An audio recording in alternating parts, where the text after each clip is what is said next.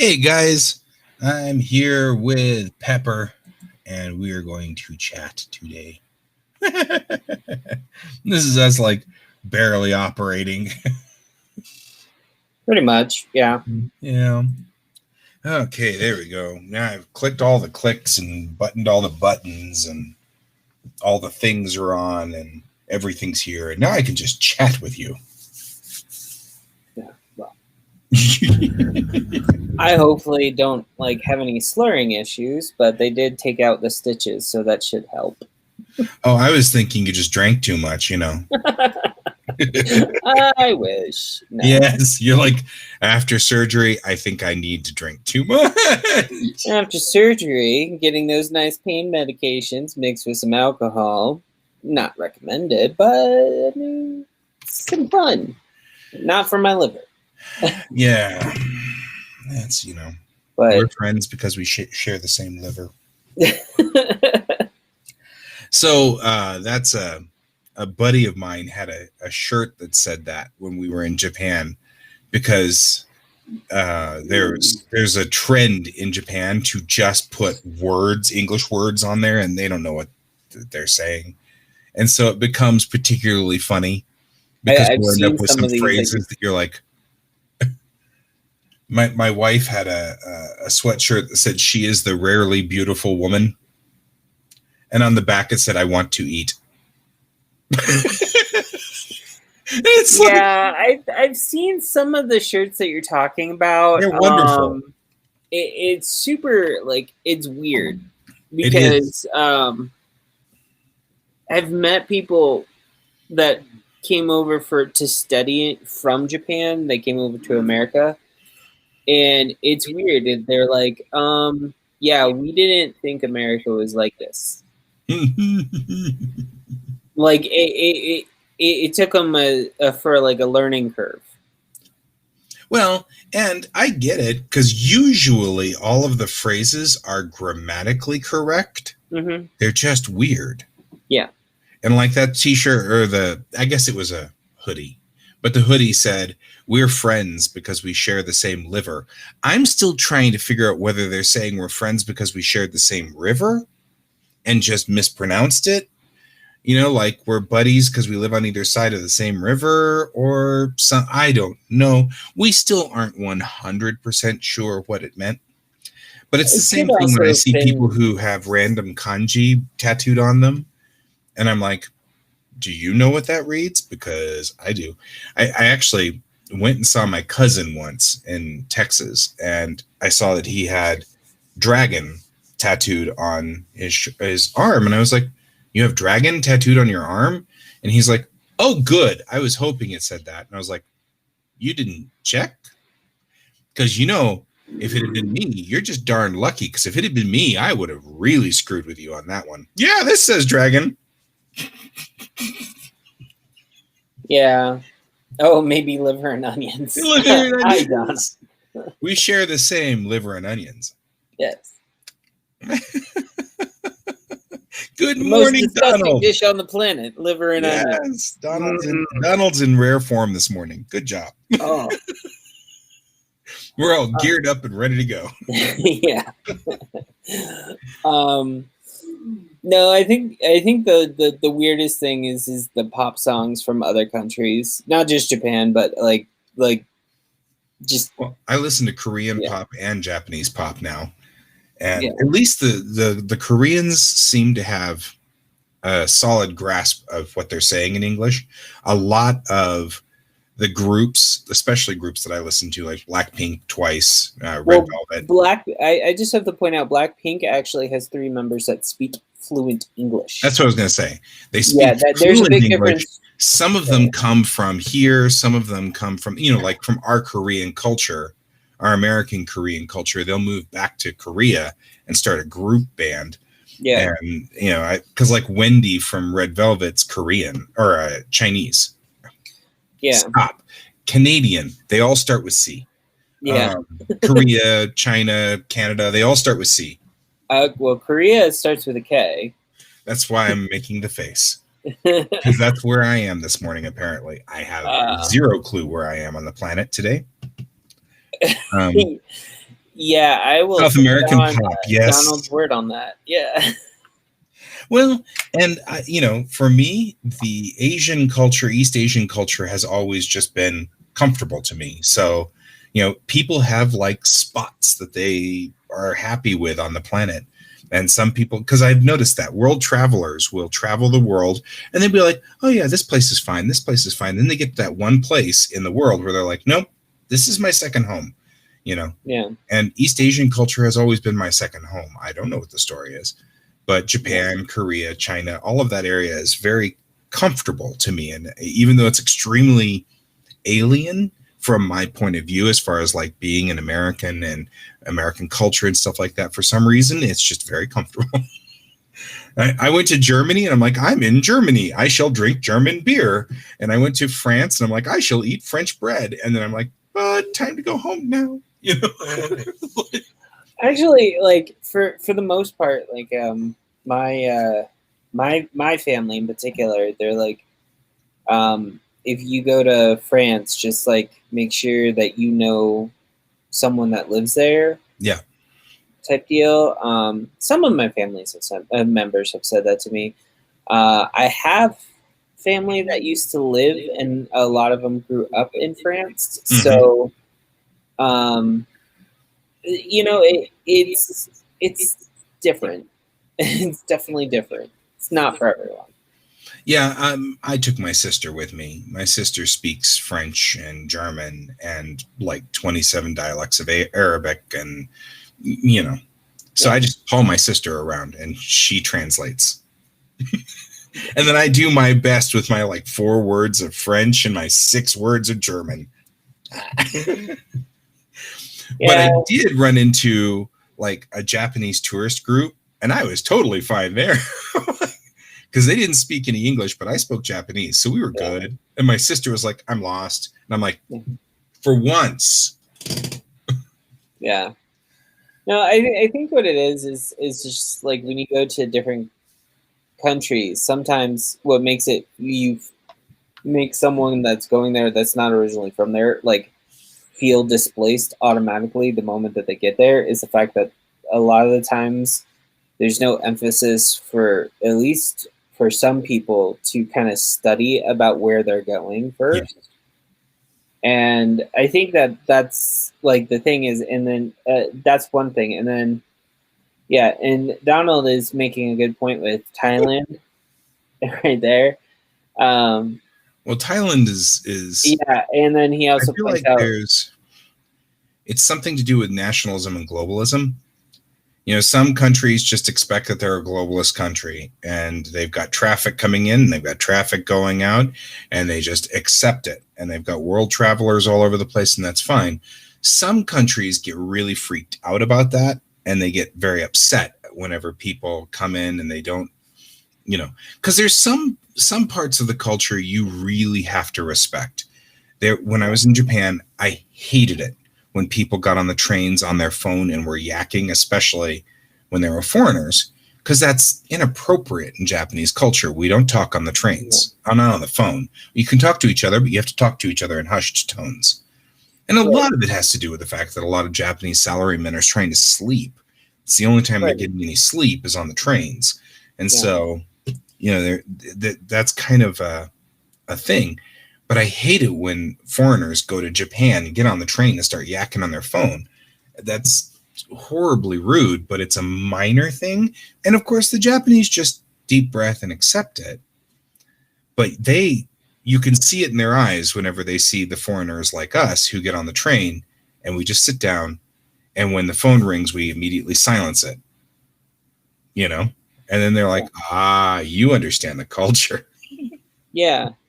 I mean, and then I've listened and I've watched a lot of videos when it comes to certain countries. I mean, Japan is like one of the bigger ones because they're very open with what you can and cannot do with their country. Right. And like one of the things is they just did, I think it was Vice channel did like some weird thing with partnership with a Japanese group that's over there. Basically, it's a bunch of expats that live in Japan. Mm-hmm. And one of the things that they said was, in America, you post yourself in Japan wearing a kimono, and people will say that you're trying to appropriate the culture. In Japan, they're very happy that you're wearing a kimono. Yep. I have my Because you're yukata, respecting their culture. right? And It is a very different thing. Yeah, and then they go into the different types of groups, like the rockabilly style gangster type groups. Like, or when I say Yakuza. gangster, I'm putting like quotes on gangster. Yeah, I'm chuckling because the Yakuza are Yakuza, and they are who they are. But the ones I'm talking about are like the ones that have like the slick back hair, the leather jackets. They look like they are just straight out of, you know, Some comic book. Grease. Right. And the thing is it's an American style that they adapted, and they've adapted a lot of different styles from other countries, and a lot of people think that, again, they think that Japanese people are appropriating. In reality, when this group was interviewing these people and talking to them about why they do what they do, it was a matter of respect. They actually found that they identify with this type of culture that's wherever it was based from. They brought it back to Japan, and they actually just really enjoyed it, and they're putting respect on it. Yeah. But there's still a lot of people in the United States that don't feel the same way. Yum yum chops. Yeah. Yeah, I mean, the thing about Japan, it is a very interesting and diverse culture. I have, of course, a full uniform for whenever I'm doing kyudo, which is full kimono. It's multiple layers, and I've got the hamon for my school and everything like that. But it's a uniform for my school, and it means a lot to me. And when I wear it, I have noticed that there have been people who are like, "Are you?" I mean, because you shouldn't be wearing. And I'm like, "Of course I should. I'm second degree black belt in kyudo. I have every right to wear all of this stuff." But yeah, you know, I can see it in their eyes of, is that a costume? And are you appropriating? I'm not appropriating. This is not a costume. I'm not appropriating. But I also have like a couple there's of also purpose to and there's also a purpose to that outfit, for the reason that there's 3 pieces to it. There's a like, and that's like what I want to. That's what I like when you were talking about it. I was like, and you were talking about, you know, after, like, I'm just like, yeah, but people don't realize that those 3 pieces have function, right? And it's, even though it's not a costume, people don't realize, like, it's padding, right? Like, it's straight up padding. There's a lot of armor to it. It's designed for what it does, but there is a fine line between appropriating and respecting. And I know that we've got a lot of problems with people who will dress up as Native Americans for Halloween and stuff like that, or sexy Native Americans. Well, Donald has an interesting. I can't answer it, but I think you can. That question that Donald just put up. So, do you have to do a basic study of Bushido to fully incorporate Japanese heritage and how it equates to modern Japanese views? So it's complex dealing with Japanese culture and like how they view the world and how the world views them is a difficult relationship. Do you have to know Bushido? No. I mean, everybody always says Japanese business is like war. They treat it like war. They really don't. They abuse the fact that Japanese people are dedicated by culture. Mm-hmm. And so it looks like war because they make their employees work 70 hours a week and they only pay them for 40 hours and stuff like that, because the culture says you are not dedicated to your work unless you fall asleep at your desk because you've worked there for the entire week and not gone home.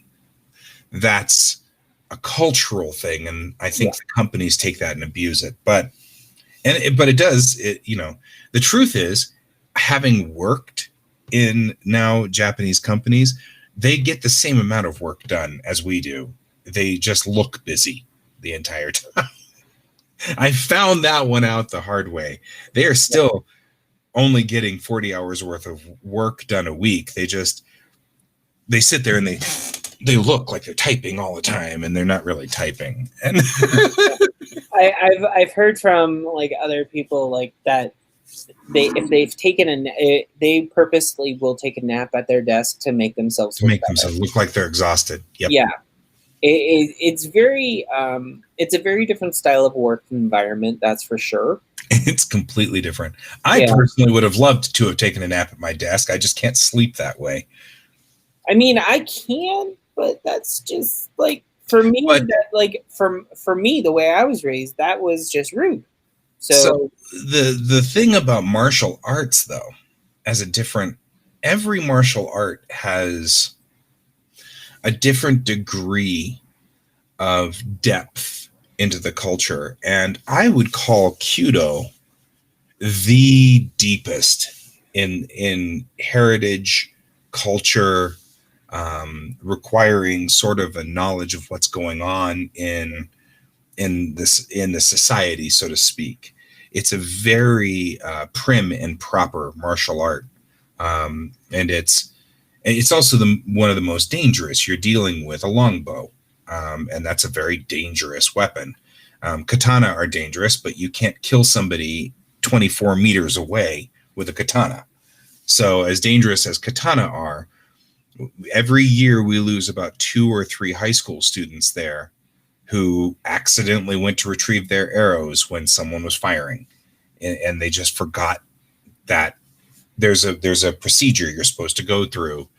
You know, just like any firearm or anything like that, there's a procedure we're supposed to go through when we're shooting, and a procedure when you're retrieving your arrows because you're downrange. And every year we lose 1 or 2 kids because they just forgot.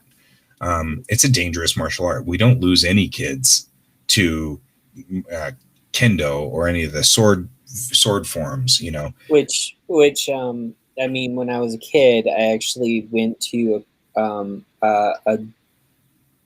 dojo. Kendo dojo.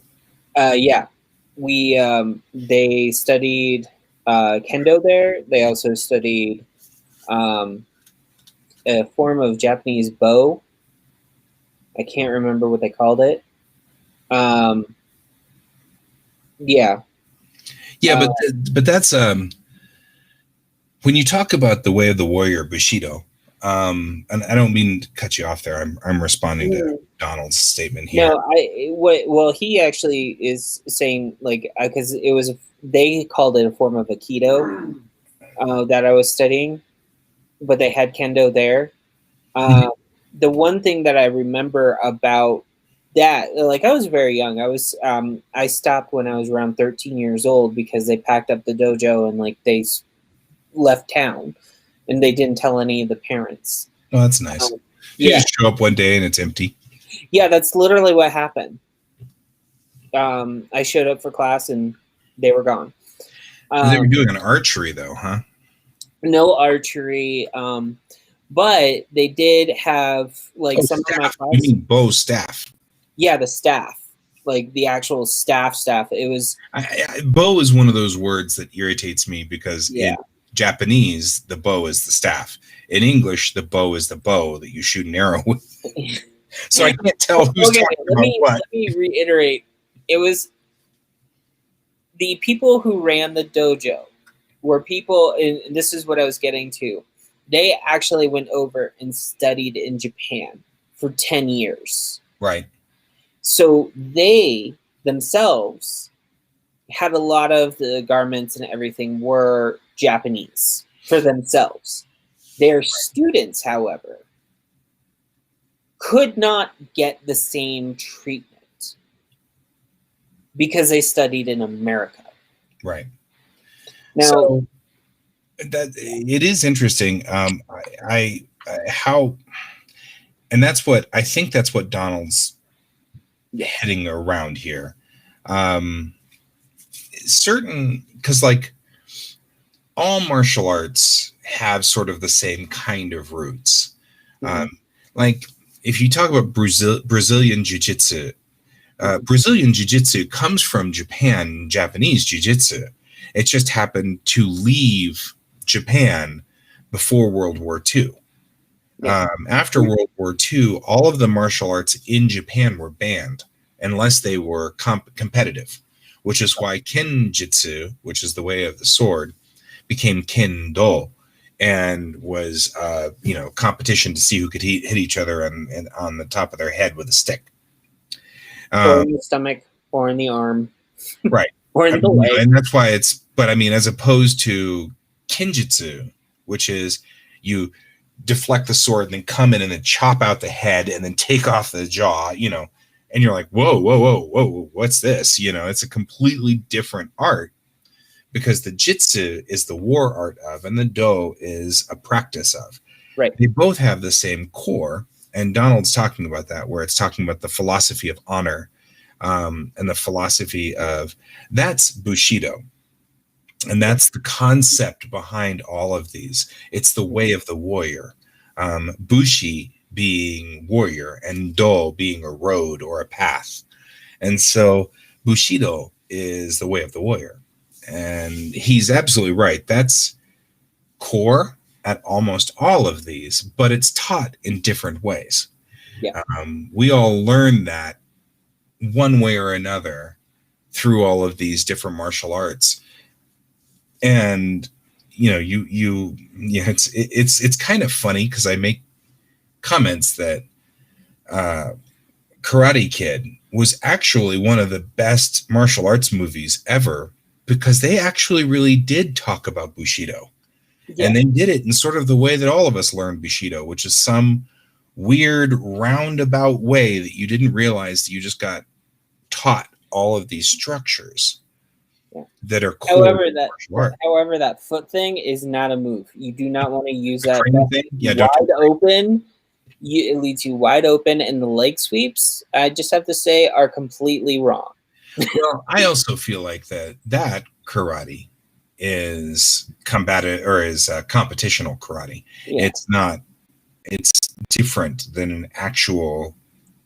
Yeah, because the stuff like apparently the dojo that I went to, basically they promoted the fact that they teach the same stuff in Karate Kid, and it's not viable.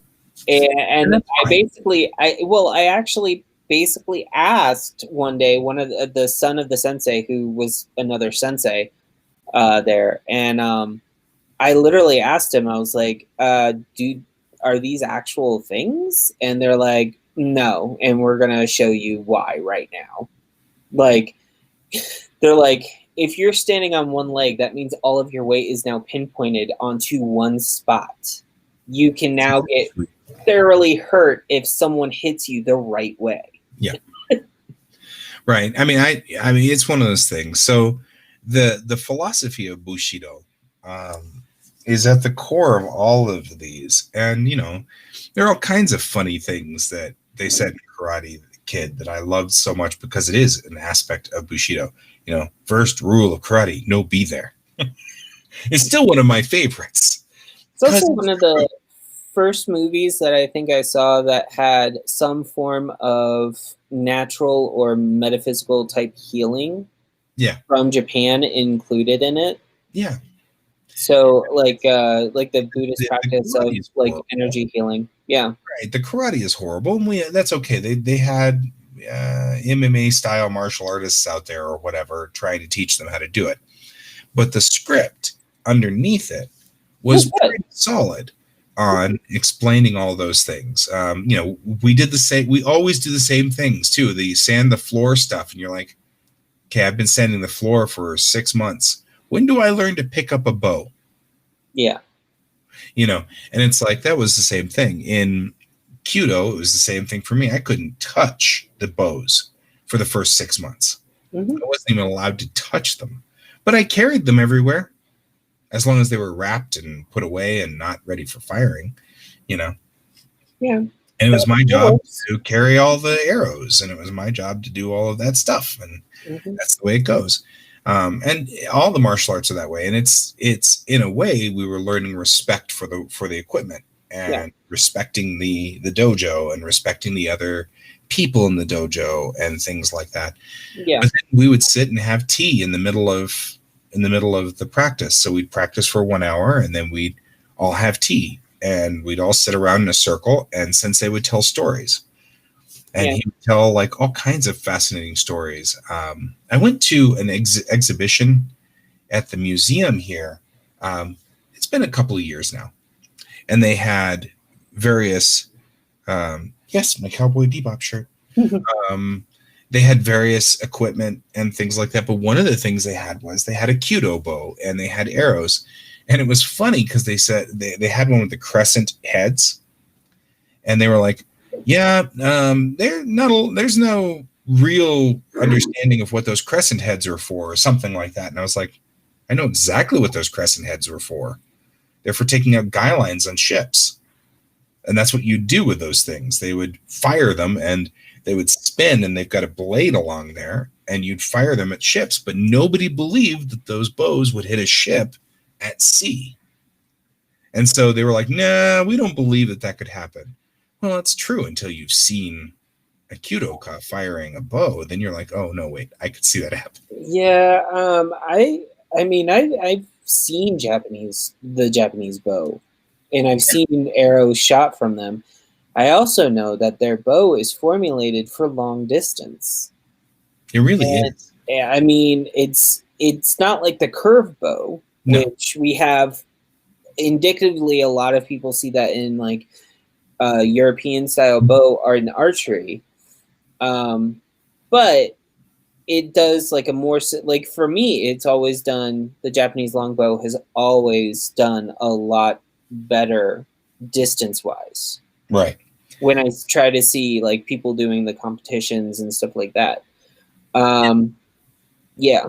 No, I mean, and it's funny because Sensei told me that story in our break when we were sitting in a circle.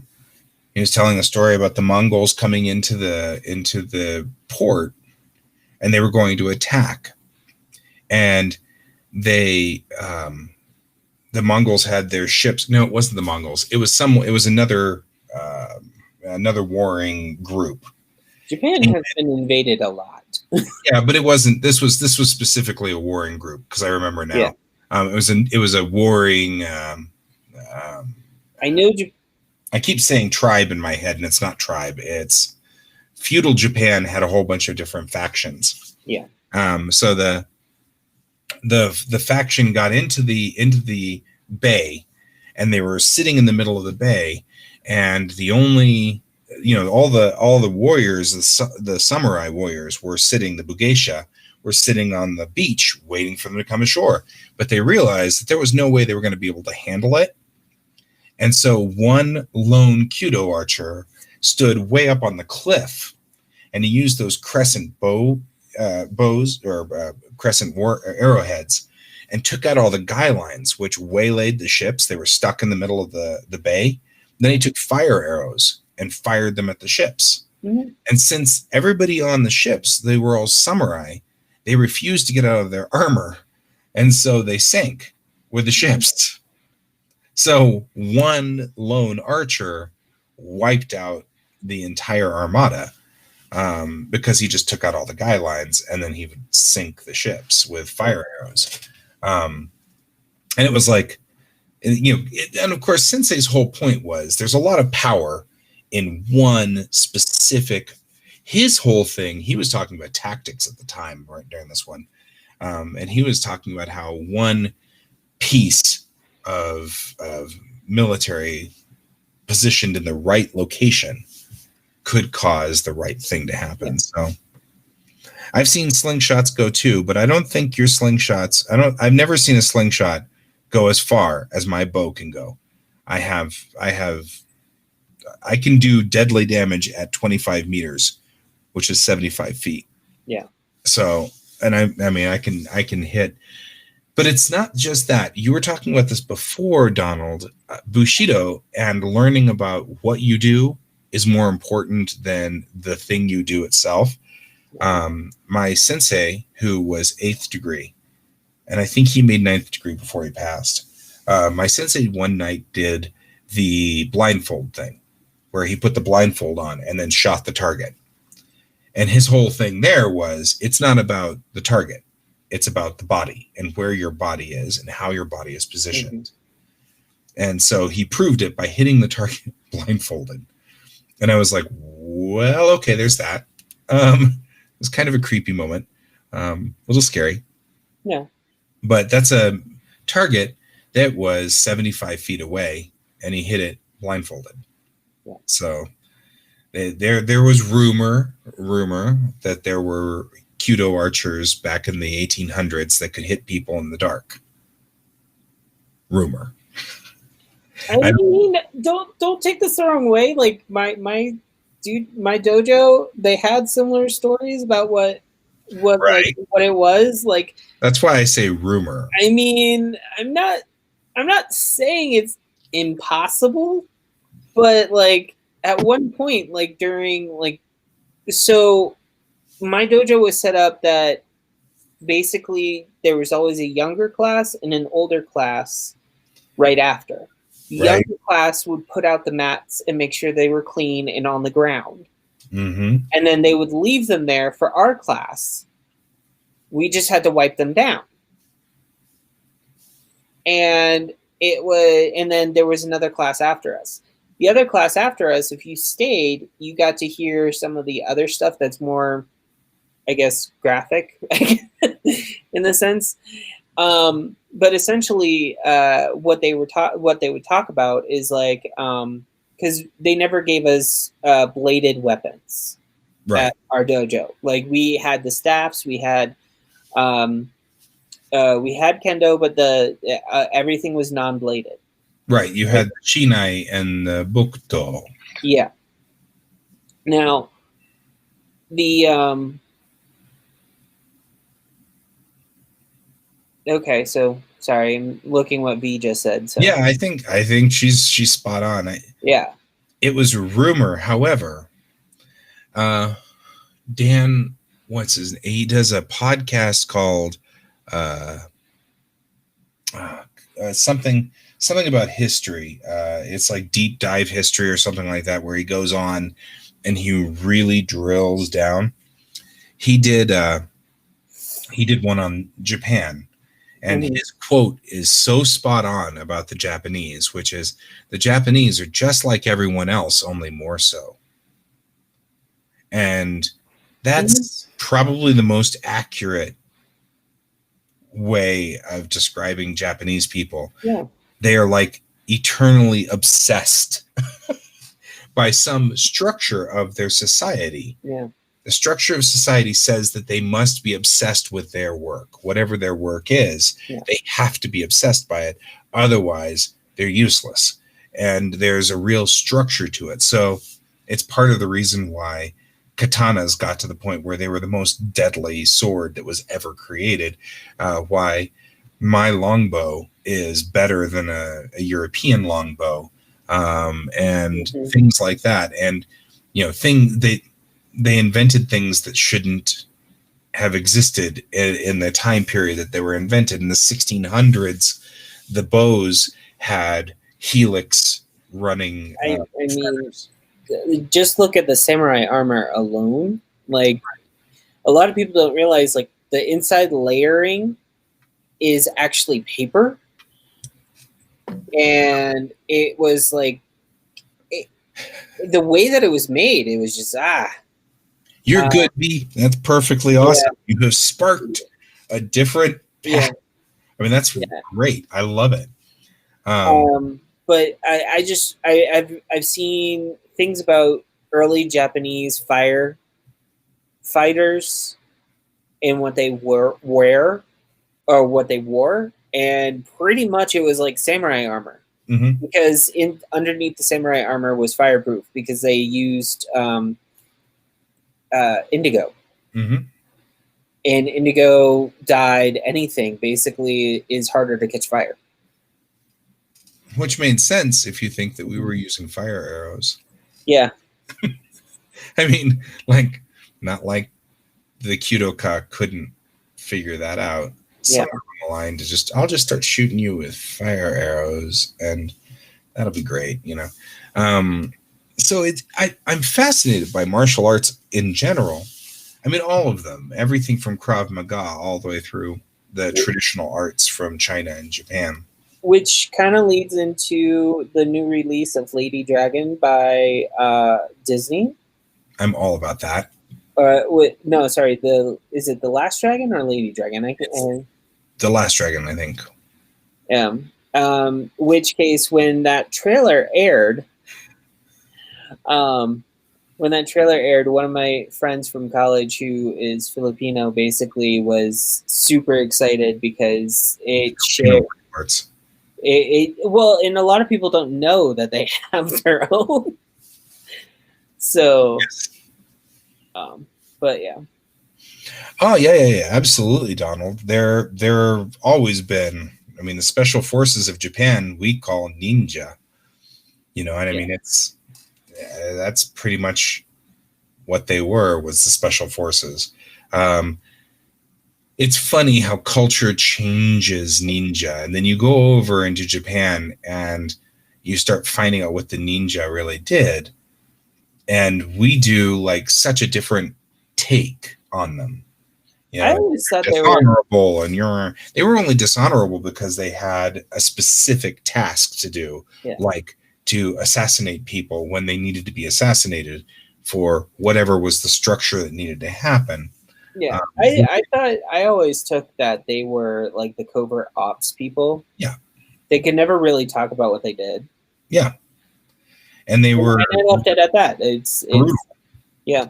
And because they were willing to assassinate people in the night and things like that, they got a mystery about them, you know, a certain amount of weird cultural mystery. And then it's like geisha, which people don't quite grasp what geisha do because they pigeonhole them into being prostitutes, which is absolutely wrong.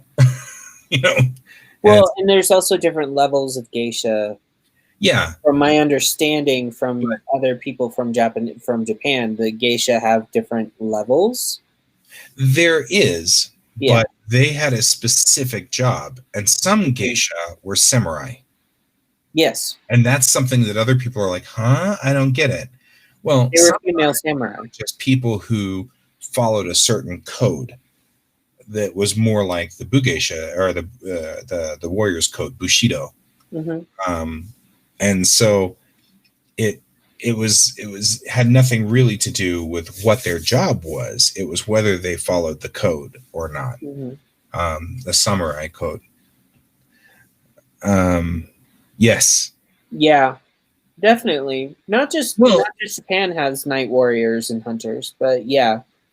Yes, The Life of a Geisha. It's interesting. The Life of a Geisha, that movie, spawned a book in retaliation from the actual woman that was based off of. So she wrote the real life of her. A lot of that is, I mean, it's like memoirs of a geisha and things like that. It's one of those things. There, in Japan today, you have geisha still. When you're in Nara Prefecture and when you're in Kyoto, you'll still see geisha from time to time. But they have a different job, a very different job. If they are women of the night or whatever, they're called hostessu, like hostesses. And that's a different branch. You don't expect geisha to actually like perform sex acts or things like that. Although that was in their repertoire. It's just not what they did. That wasn't their job. Yeah, I went to college with a Harajuku girl. So was she tan? Okay, so she was tan when she got to the United States, but then she started to lighten up because she stayed out of the sun. Right. But she said some of the things that she didn't realize until she came to America. Like she didn't realize like some of the stuff that she did in Japan actually was something that illegal in America. Illegal or just inappropriate? Both.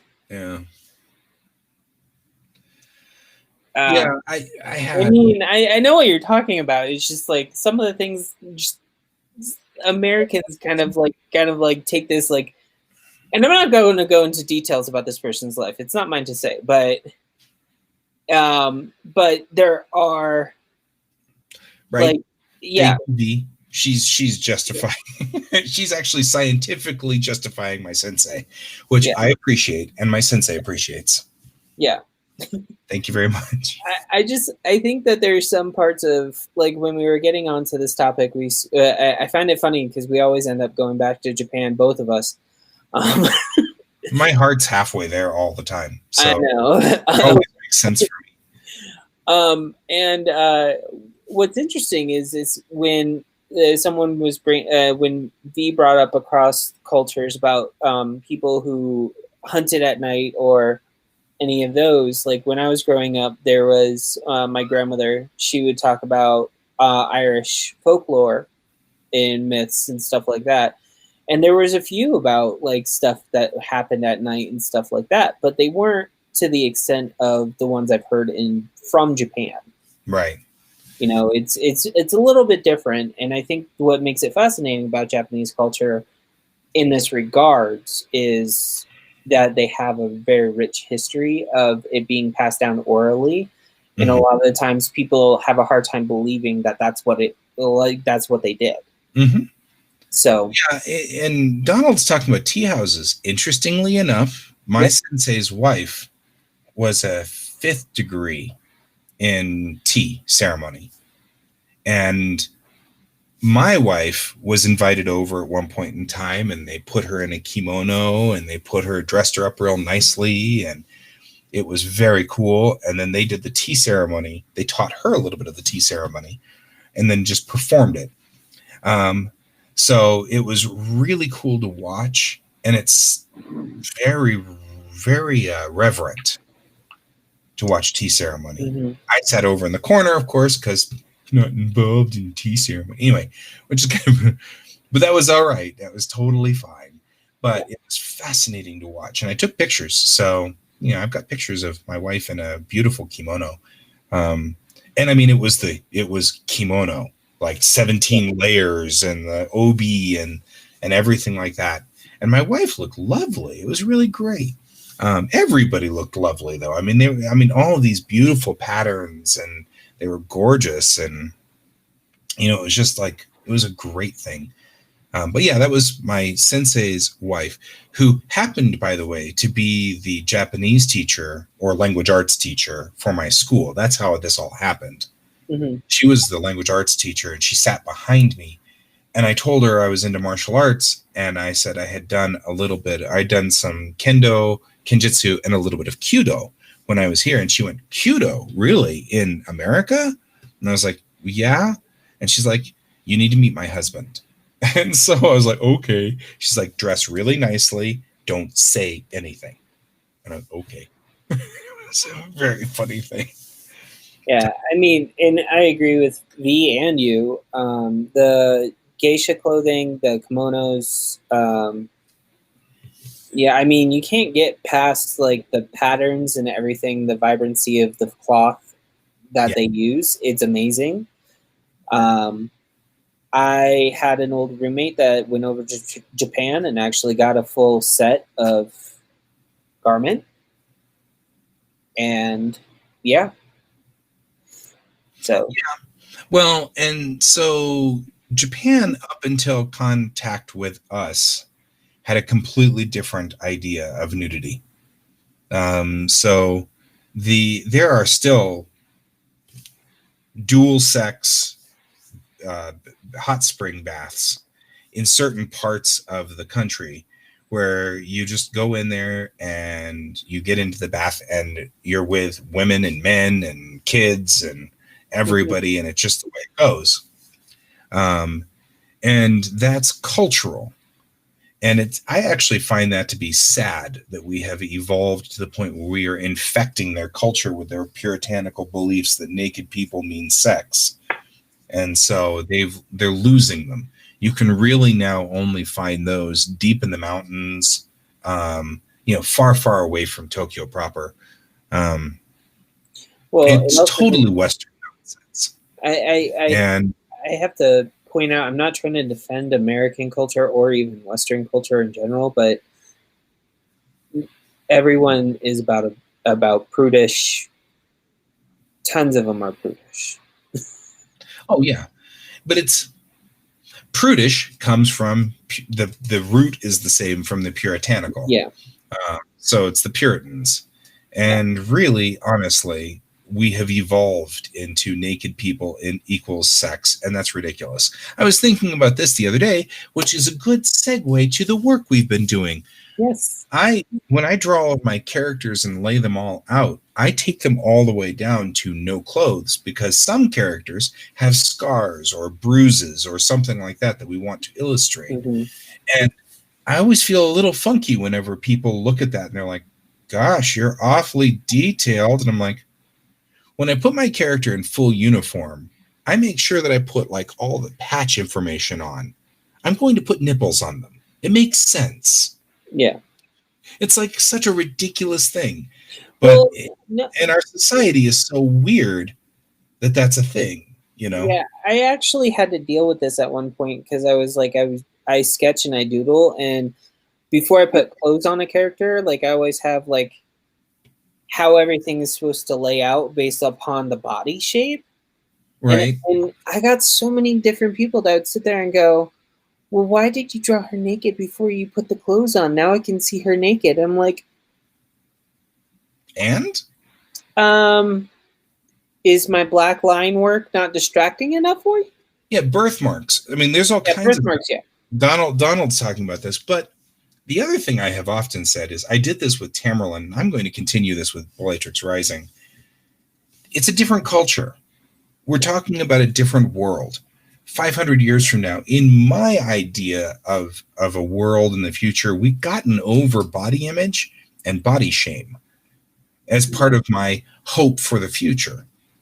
So, like, I was designing up the my ship, right? And I'm putting all the things in there, and I realized, oh, nobody's got showers, So they get to go out on long range missions, and apparently they don't get to bathe.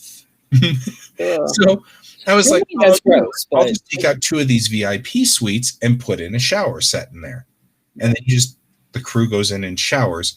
And then I was like, gosh, they're all going to shower together. And I'm like, yes, they're all going to shower together. It's like the one thing that I liked about Starship Troopers, the movie, was all of them were just showering together. They were just all soldiers. They had a job. It didn't matter that some of them were women. It didn't matter that some of them were men. I liked that. That, to me, seemed like a good future where, sure. And I get, oh yeah. Well, you can definitely have your nerdy cultural anthropology classes on in this show. They are very welcome. So thank you. No, that what B's saying is actually completely correct. So I'm not like I like hearing this stuff because a lot of people talk about it. So well, Donald's saying that they all showered together in the military, and I totally agree. And I know that right now we're still segregated between men and women in the military. I'm looking at the future where, no, you just all shower together.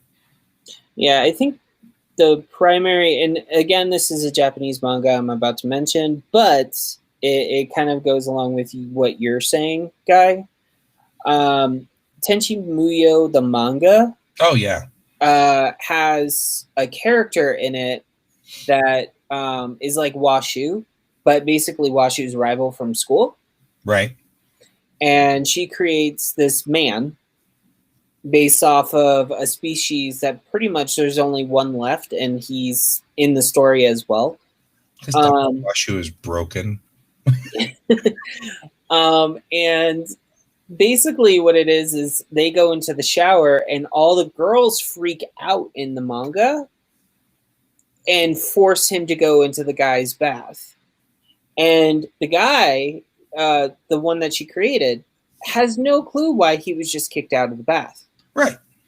because she created them, and there was no, this Right. wasn't a bad thing. Like in their minds, this was not bad.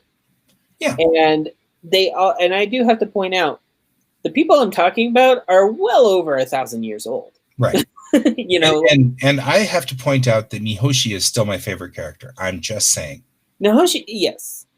Mihoshi is the best. Do you know that Either Mihoshi or Ryooki. Mihoshi, what I find interesting in the manga is she blatantly has a better tone to her vocabulary in the manga.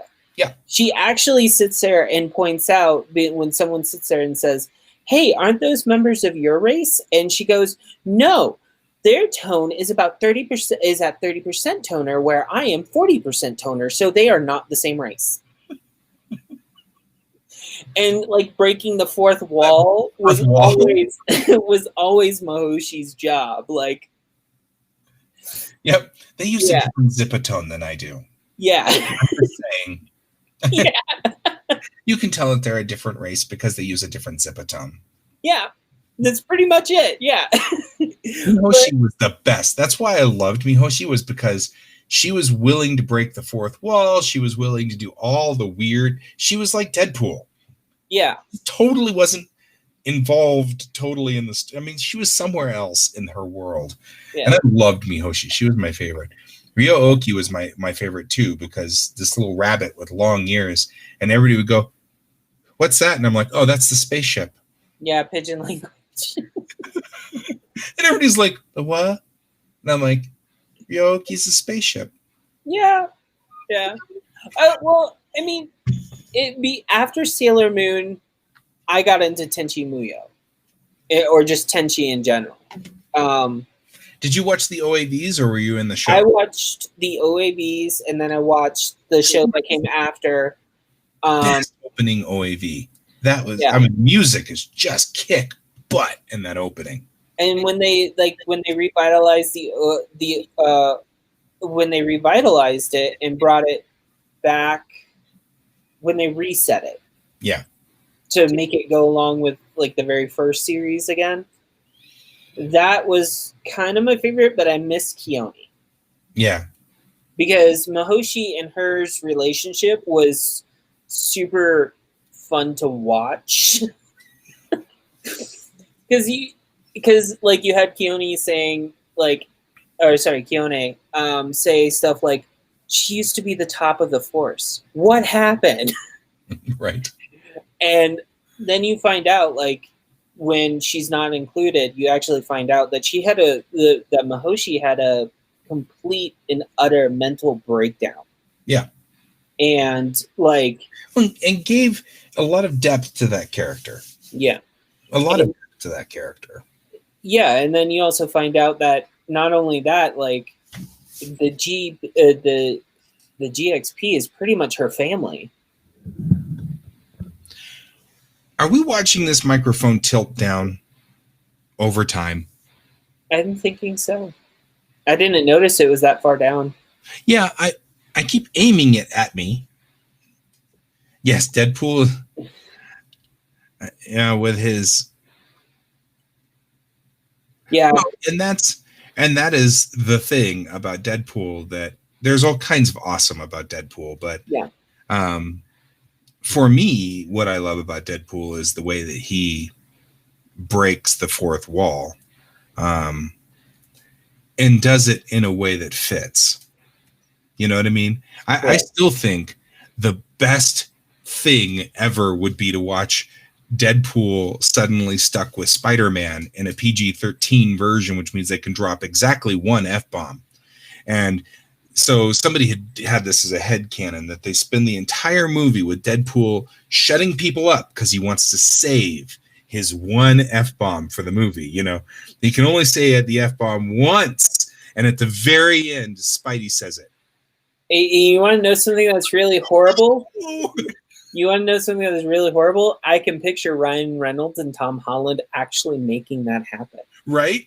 Because I haven't seen the two of them together, but Tom Holland seems to play off of Tony Stark. Was playing off Tony Stark very well, Mm-hmm. but they haven't brought Deadpool into that part of Marvel yet. No, they haven't. Although somebody else had also said that they should have put him in Endgame. You know, all of a sudden he just shows up in outfit and he's like, "No, I'm joining you, right? I can join you. This would be great. This is gonna be fun. What are we doing? You know, that'd be you know." It's just like all of a sudden he shows up to go with them to do the thing. He doesn't know what the thing is. It doesn't matter. It sounds like fun, you know. And so off he goes. And that would be really funny. There's also been like a discussion that says that Stan Lee kept showing up as cameos in every. Now they're saying they should have Deadpool replace Stan Lee, so that Deadpool just shows up randomly in movies like photobombing or something like that, and just. I'm sure it's a legal issue. There has to be. Yeah, it is because I believe one studio owns the rights for Deadpool and X-Force characters, and like another studio owns the other characters, and that's why for a very long time X-Men could not be incorporated into Marvel, even in Endgame, because because I think you're right. Yeah, I can totally see him messing with Thanos while he had the gauntlet on. Yeah. I mean, comics are definitely the world of comics is so complicated and convoluted, and it doesn't help any that it wasn't popular and now it is, and it's a big deal and it's a thing. In those types of so in the early days, all these rights were just being thrown around and sold back and forth, and nobody cared. We have the same problem with Macross and Robotech from anime for the exact same reason. It's nobody cared in the 80s, and so like 6 people own the rights to it. Well, now people care, and now it's important, and now it's big money, and all these 6 people are pulling 6 different directions, so it goes nowhere. It's completely locked down. And I think they're missing the boat, because I feel like the era of anime is starting to wane. That doesn't mean it's going away. Yeah. It's just not as big of a deal as it used to be. I do want to respond to V. They did slightly change the backstory of Scarlet Witch and her brother in order for them to differentiate the 4 characters. So there's that. Scarlet Witch is also like a very different, not style of character, but different. Yeah. Yes. We're talking about this, but like, I think we should just talk about our goals. Oh, come on. What do you think this is? A goal thing that we're supposed to be doing here? Yeah. So, I mean, I'll just start. So I think I'm going to have to put the Kickstarter, I'm going to have to kibosh it for the end of this month. Okay. I did not realize on how much stuff has to be done before I actually get to the point of submitting it. Right. It probably is not going to happen until next year. Which is fair. I think February is like the best month. So yeah, I could see that, V. It's just so I think February is a good month for Kickstarters. I seem to remember hearing that somewhere. So if you gun for February, that'd be the ideal time. People are post Christmas enough that they've got some money again, and there's nothing really happening there until April, May-ish, and so it's a good time to put a Kickstarter out, because people are like, well, I got nothing else to do with my money, Well, it's like if you're gonna, for when I was like looking everything up, if you try to start a Kickstarter in October, you have a better success rate than if you start in November, and if you start in December, most of the times, if it's a higher goal to obtain, you won't get that Kickstarter because Christmas, right? Mainly Christmas. But also, I mean, I also had everybody's gearing up for Christmas here, so I beg to differ. I have one niece and 5 nephews, so right. That's what I mean. Everybody's gearing up for Christmas. We're already diverting funds right now for Christmas, and yeah. we only have one kid. I mean, luckily I can get away with just buying one gift for each of my of my siblings' kids. Um, However, I have 7 siblings, so I don't buy them all gifts. And that's going to change soon. When you have your own kid, yeah, maybe 27 gifts. Well, they'll probably be from other people, not me. Give them all coal. Me, yeah. Cole, give them all Cole. I think our gift is going to be a PS4 is what I think we're going to do. We're still running the same PS3 that we had. My wife was commenting that when she was pregnant with my kid, she was playing on that PS3, and he's 10. So we know we've had that PS3 for at least 11 years. So we think it might be time to upgrade. So to the PS5? We're going to do 4. We're just going to move up to the 4. There's no games for the 5 yet. So no, there's not. And also at the same time, I don't know if you heard about the debacle with Walmart. Oh yeah, there's always something.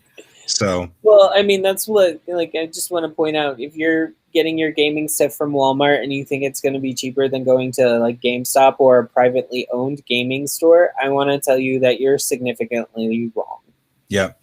It's the same price no matter where you go. I agree with you, Donald. This New Year's alcohol budget's going to be super high for everybody. Yeah, I'm with you. You're always one behind, and that's okay. There's nothing wrong with that. My kid's a hardcore gamer, and my wife and I are recreational gamers. I'm not sure how else to put it, but we don't. I mean, I game mostly here. I'm a PC gamer. I play No Man's Sky, and I play Star Trek Online, and we've been playing World of Warcraft lately a lot more often. Yeah, I mean, the expansion comes out on the 23rd, so it's all the pre-expansion stuff that you have to do to lead up to the expansion, right? And both of us like the lore, so yeah, that's the thing. It's like a number of things but I haven't had a lot of time, and that's aggravating. I finally, after many years of playing No Man's Sky, I finally made my greenhouses, and now I'm making all of the stuff that I need to make a circuit board, which is one of the most expensive things to sell on the market. So it gets you 5 million units every time to do this. So I finally built that, and then it's just been one thing after another for the last like 3 weeks, and it's just been packed. And I'm like, the plants take one day to grow. They take 16 hours in real life to grow. Mm-hmm. So all I need to do is check in once a day, farm everything, build the circuit boards, but if you don't farm them, they just sit there. The plants grow and then they sit there, so you waste the time. Yeah. And I've just been super, super, super busy for the last like 3 weeks. Oh yeah, because last night on Geek Tank, we had my friend Dan Peak, who is probably, I feel like, the best game master in our little group. And he has some phenomenal advice that he always gives. But last night we talked about D&D, and the whole Geek Tank episode was centered around D&D, and it was great, which was wonderful. That's what Donald's talking about. I just want to point out that I miss playing D&D, but I haven't played D&D since basically I was a kid. But the one thing that I remember was I played version 1 specifically. Basically, the rules and regulations were for D&D when it was first began. Right. And when Are you sure it was version 1 or 2.0? Because most of us play either AD&D or 2.0. I had a book from 1975. Yeah, it's version 1. Yeah. We were just talking about that. And when people hear that my basis of D&D was version 1, people are like, "You've never played anything else?" And like, no one's ever wanted to play. Or if I start a group, something comes up and every single person doesn't want to continue. It's one of those things of growing up and some people choosing to leave. Right. And that's what's happened to me. It's like, well, and I mean, we were talking about this last night. I mean, I started on AD&D, which is version 2, effectively. And that's what I was into, but I'm not that much of a fantasy player. I like science fiction. So I was playing the TSR made 2 products. They made D&D, and then they had Star Frontiers, which was a space version of D&D. And it's like a modified version somewhere between 2.0 and 3.0. And it's in this like middle ground between the two. And that was what I really started on. And that's a different story. And I mean, like V and I are right now playing Star Trek Adventures, which I really like the best. Of all the systems I've played, it is the most cinematic. Sorry for interrupting, but I need to tell you, there are small notebooks at Meinigers right now. That actually are captains and engineers logs from Star Trek. Well, I think there's a trip to Meinigers in my future. Yep. I'm just saying. Yeah, they're in the specialty section, like when you walk in and right there. Thank you very much for sharing that. Yeah. This is extraordinarily helpful because I know your husband sees these things, and all I have to do is just wait until your husband picks it up, and then I'm on board with that. And it's just this is something I found. I was going to buy him. Yeah, I was going to buy him for him, and then I realized every single notebook I've always bought him, he's never used. So It's not a useful thing as a gift for Christmas. Right. Although I say this, and he's probably listening, going, "No, that could be useful." Right. Well, that could happen. Anything could happen. So anyway, thank you very much for bringing that up to me. Yeah. Okay, so let's. I'm having fun with it too, V. And Donald says he started back in '75 playing Hobbits. Yes, I've noticed that a lot of us started playing when we were young as Hobbits. That was what B-Dan was talking about. Okay, so I'm going to tell you what I've been doing. Because I actually realized sometime about 4 days ago or 5 days ago that I have been working on backstory. Extra blue one? Okay. If I head down there, I will definitely do so. You want captains or engineers? Log. You have to captain will be blue, engineer will be red. Okay, that makes no sense, but I'm just letting you know. Okay, then you get a captain's log. Just saying. Anyway, so what I've been doing is realizing that I have been working on world building since March. Mm-hmm. I think February or March. We were starting that just before we went into COVID, and I now have thousands of words of information, and it's all in random locations, and none of it's consolidated, and I can't get any of it squared away.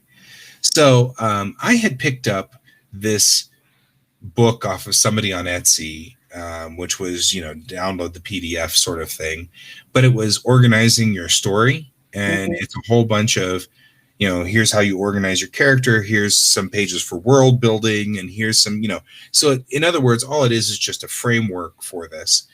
And I decided to go on ahead and just fill it out and just put all the pieces in there where they belong.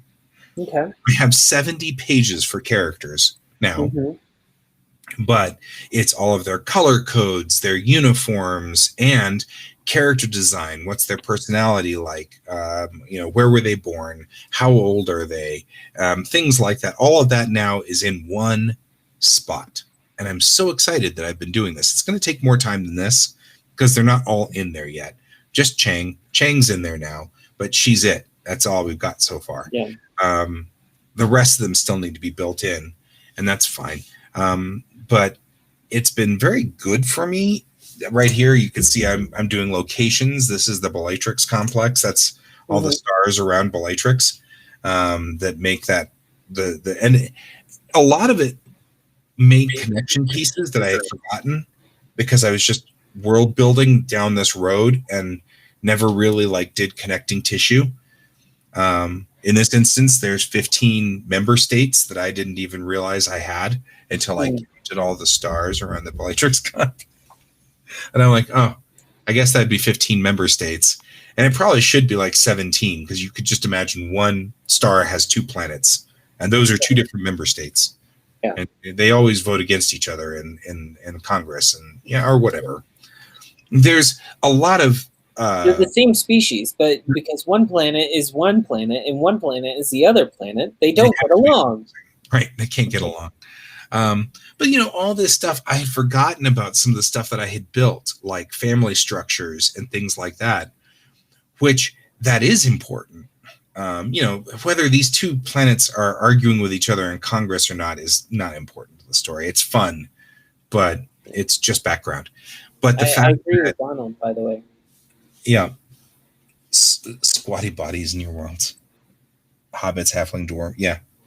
I should introduce you to the Jessine somewhere along the line. Because the Jessine are about this big. So they're not baby Yodas, though. They are definitely squid-like in a way. But anyway, family structures. I don't know if you remember us discussing family structures like a zillion years ago, where you could you had like the Alpha and the Omega who were your primary parents, but it could be anyone. The Alpha was just the first one who was legally responsible for the family. And so that could be the dad, that could be the mom, that could be an uncle. Hey, we could become famous. Look at that.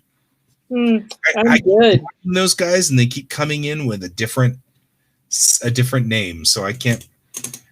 And I don't even know who buys these followers. I just humiliate them when they come up here.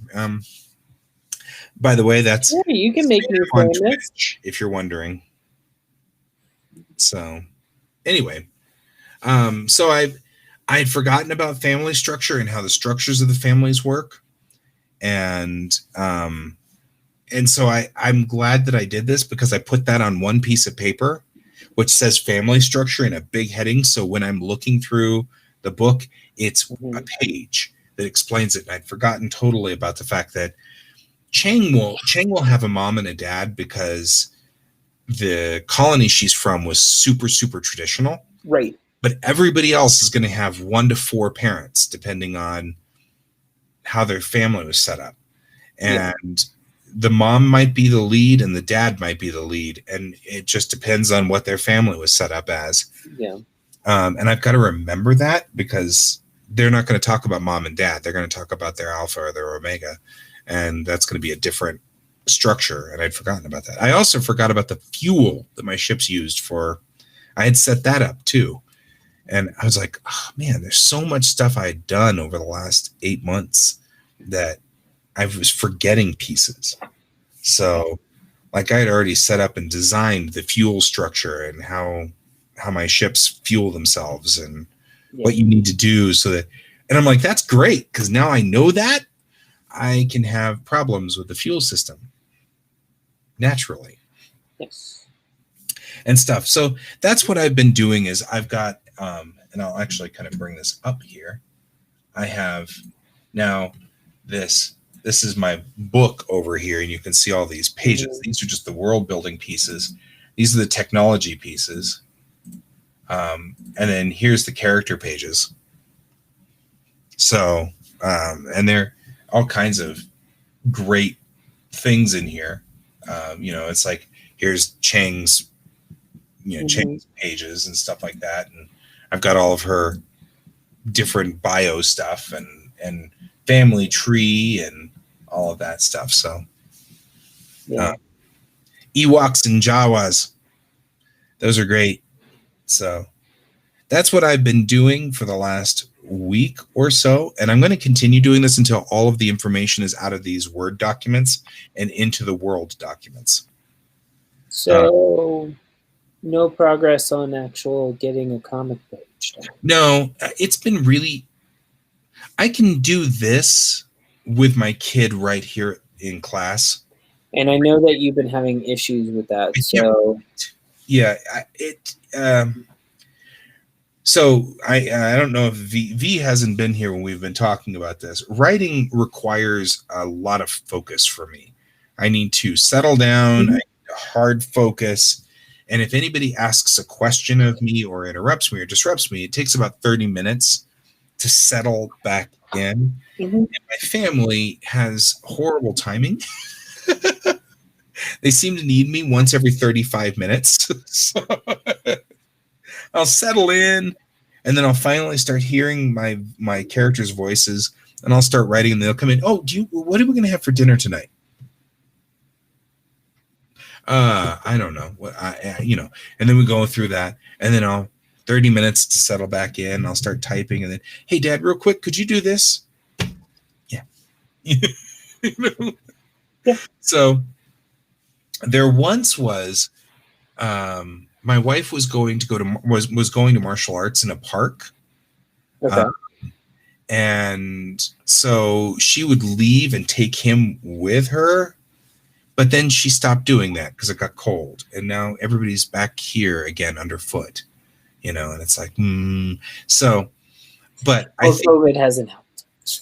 right. I mean, we're back to there's no getting out, no escaping, and not going anywhere. Usually, what I used to do before COVID was I'd pick up my computer and my kid and my wife would watch TV downstairs, and that'd be fine. And then I would just go over to the Starbucks over here and plug in my headphones, and I just sit there and type. And that was the best. But now my Starbucks is closed. You can't go there. And there's no spot around here that will allow people to go in, plug in their computer, and sit. So here I am. And I'm finding it disruptive to my work procedure. Because not accounting attacks from George who attacks, although George has been very not here. I think it's because today is a non-school day for my kid, and I think my kid's downstairs watching TV, and George just sits on him. So that's perfectly reasonable. So George is George being George. And so that's the way that goes. But I have to come up with a better procedure for this. And I've been thinking about maybe driving somewhere, because really I just need to be, they don't mean to interrupt. It's not intentional. And V has been offering to teach classes to my kid and stuff like that. And I think that's great. But that won't solve this problem because, of course, no matter what happens, something occurs. In the middle of the class, he's like, oh, Dad, the internet has dropped, or, something that disrupts my train of thought. So I'm trying to figure out how to rewire so that I can continue to write while people are being noisy around me. And that's harder than it looks. So it's because it's never been an issue before. And Jake's Roadhouse has free Wi-Fi. Well, that's not a bad idea. Yeah. I actually have thought about going to restaurants and sitting in restaurants and typing. I've thought about that a couple of times. The few restaurants that are, I guess, in our area, I don't know. I've just been noticing, like, if you sit there long, some people that work in the restaurant are starting to get very frustrated. You take up a table. Yeah. And even if you get like a two-top, even if you get like a little table, you're still taking up one spot where they could be getting revenue. Yeah. And so I always feel bad about that. Yeah, that's what I'm thinking. V is saying, I've been thinking of maybe figuring out a way to make like a little desktop of some sort that I can put, and then I can drive somewhere, put the car in park, keep the radio running, yada, yada, yada, and then put the little desktop, and then maybe get in the passenger seat and just type. I've been thinking about that. Well, because I could just go to a parking lot somewhere, and I only need to be, During Yeah, the day, it's during not the very day it's not very busy. So busy. cool. Yeah. Yeah, there's a few places that I've heard of that, like, if they're good to sit at, like, in my opinion, if you sit at a restaurant, you might want to make sure that you tip very, very well. Right. But Like, they don't know you're going to tip no, well or not. So there's also yeah, like there's also people who don't tip. They only do the 20%, even though they've right. taken the table up for like an hour, or more. Um, Right. I it think you'd just have to really, promise a decent tip. Yeah. Um, yeah, especially if I'm going to like a restaurant and all I really want is like, a muffin and an iced tea.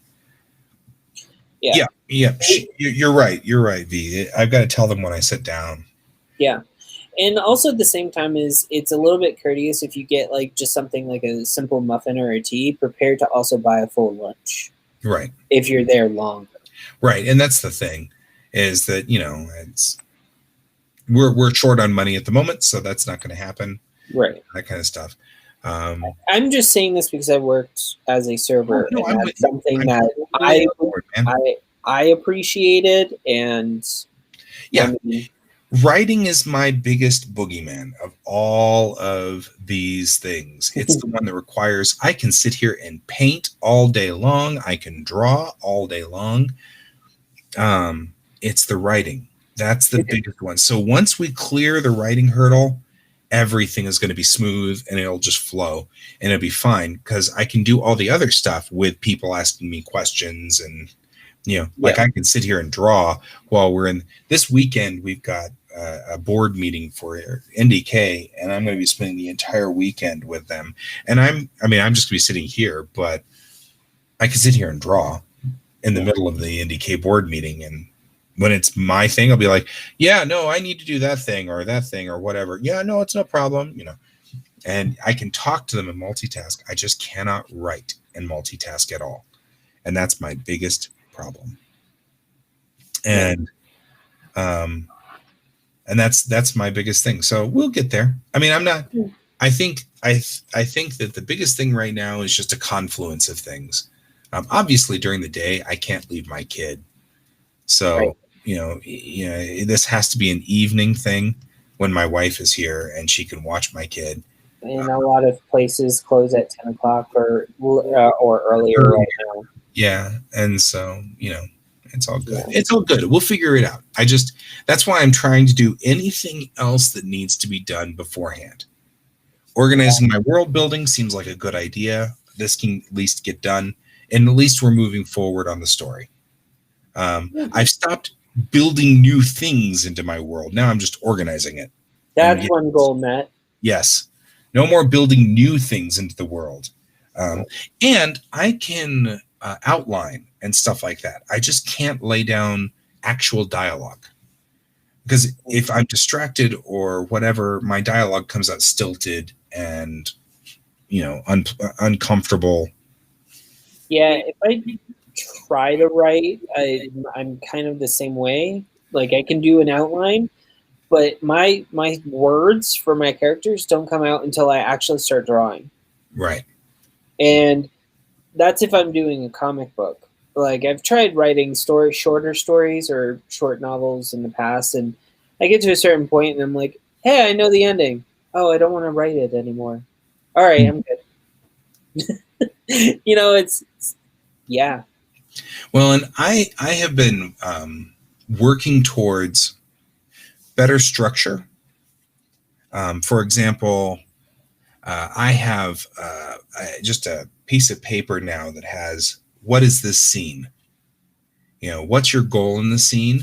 What's the character's goal? What's the antagonist and the protagonist? What are they after in this scene? And then the scene cycle, which is there's a cycle to scenes, the way you're supposed to do them so that they move properly and they, you can't just start writing into a scene and not go anywhere. So there's this scene cycle. So I put it up in the upper right-hand corner. And what I can do then is just do a scene check and build the scene out. Then it's a little easier because then I'll have, 16 sheets of paper for this issue or whatever. And that's the 16 scenes. Then I focus in. What's the goal of the antagonist? What's the goal of the protagonist? What are they trying to do here? Okay, and that helps me hear the voice. Mm-hmm. So the more structure I put in, the better. So we will get to a point where I'm laying in by scene structure very soon. I may not be able to write anything yet, but I will be able to get to this. This issue has 12 scenes, and here are the 12 scenes, and they're already laid out. And all I got to do is head over to Black Eyed Pea for an hour or two, and just one scene at a time, move through it, move through it, move through it. We'll get there. I'm not worried. I mean, I'm a little stressed out that I won't finish this before I die, but I'm not worried about the fact that it's taking a little longer than I expected. But I appreciate you holding my feet to the fire. Yeah. Now I just need to settle on a goal that's actually feasible for me because I keep doing outlandish ones. Yeah, I do have 30 issues of this comic or something. So, I mean, we can talk about outlandish. Yeah, you're not the one that sat there and on November 30th, I am going to have a Kickstarter on. Right. No. Yeah, no, because in order for me to do a Kickstarter this month, if I actually committed, I would be submitting to the Kickstarter in 2 days. I have nothing prepared. My project that I was thinking about doing is not finished. It is not done, and I understand that some people are like, "Oh, well, you can still finish it even though, you launch one." I'm no, in my mind, everything has to be done to do a Kickstarter, right? Because I don't want a long waiting period, right? Well, I also know that the nature of ADD for me, if I don't have a lot of dots to connect, then I won't finish it. Yeah. And so I need to make sure I have all the dots together before I start. I've lived with myself all of my life. I know what happens with good stories. I've got a ton of them. These wreckages that are in I've collected them all on my computer. They sit in a folder, and that's its job, is to be there for all of these stories because I can mine them later, But there are a number of stories, and I actually was going through them, and I'm horribly frustrated now with things that I wrote in my 20s. That's almost 30 years ago now for me, and I'm sitting there looking through them, and it was the rain was pouring down when this woman shows up with a samurai sword. She starts cutting, and I'm like, this is cool. What's going on? And that's the last word in there, and I'm like, what was I thinking? What was the story? What was the plot? Oh my God, I wish I'd written all this stuff down. Yeah, I actually have a friend from grade school, and her book series, by the way, that she's been working on since we were in elementary school. So there's been a lot of development in her story. But the very first iterations of her story, I enjoyed them thoroughly because of the age that we were in and everything. Sure. And you could definitely tell, looking back at them, both of us were very heavily influenced with manga and anime in this way that the story was going.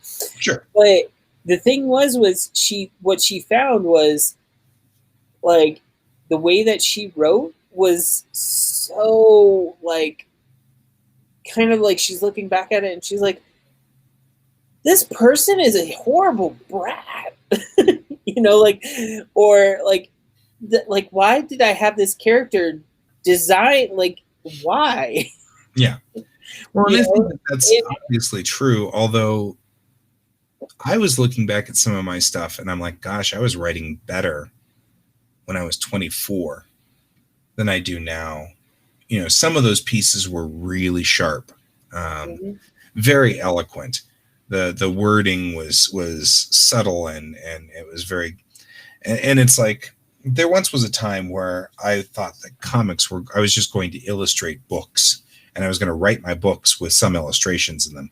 And then I evolved into comics when I decided that that was a better storytelling medium for me.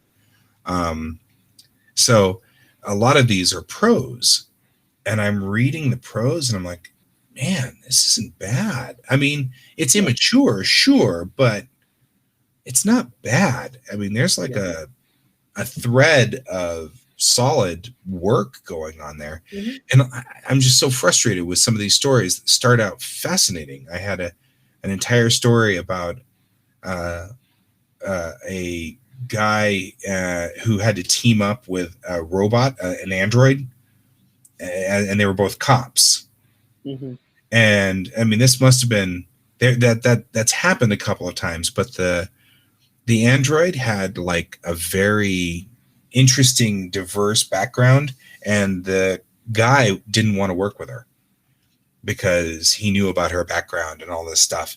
And I didn't, because that was the mystery that you were trying to figure out in the story, I never fleshed out what that background was. So now it's been 30 years and I'm like, I don't remember what the story was with that character. And I'm like, that's an intriguing start. You know, it's an intriguing start of a story. You know, you got this cop and this other cop, and in a world where androids are common, he doesn't want to work with her, not because of the android or anything like that, but because she's got something that went on in her past. And I can't remember for the life of me what it was.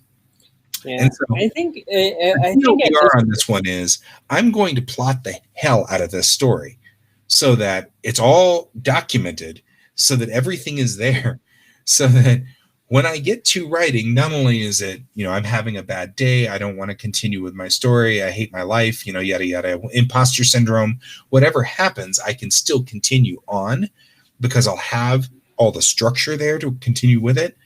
But also so that if I do, for some horrible reason, give up this story after all this work, in 10 years or 20 years, I can pick it up again and go, oh, okay, I see where I was going with this, you know?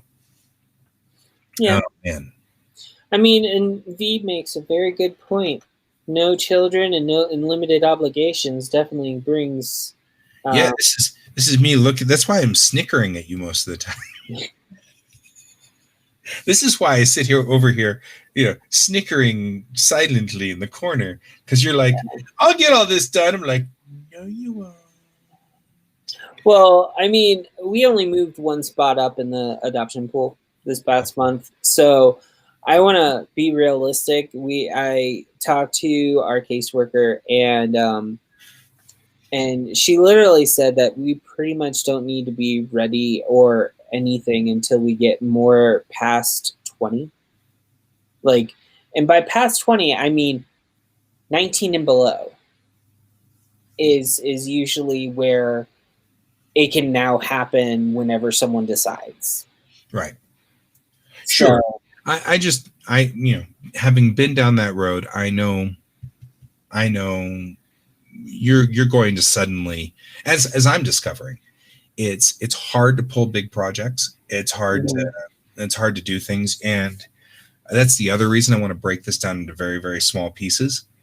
I might be able to find 30 minutes here and 15 minutes there and an hour here and things like that. So if I can break it down into 15 to 30 minute blocks, then I can get this block done, and then this block, and then this block, and then this block. You know what I mean?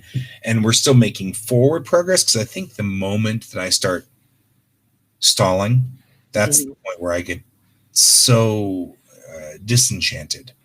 Yeah. You know, when things don't go forward anymore. And right now I can't write. So world building, all that world building needs to be organized anyway. It needs to be put into something that can be readable, something that I can carry with me, so that whenever I'm writing at Black IP or whatever, I can go, crap, what was the name of that place? And then pull up the world building document and go find it. Yeah. I can't find that now. There's no way. There's 6 individual Word documents.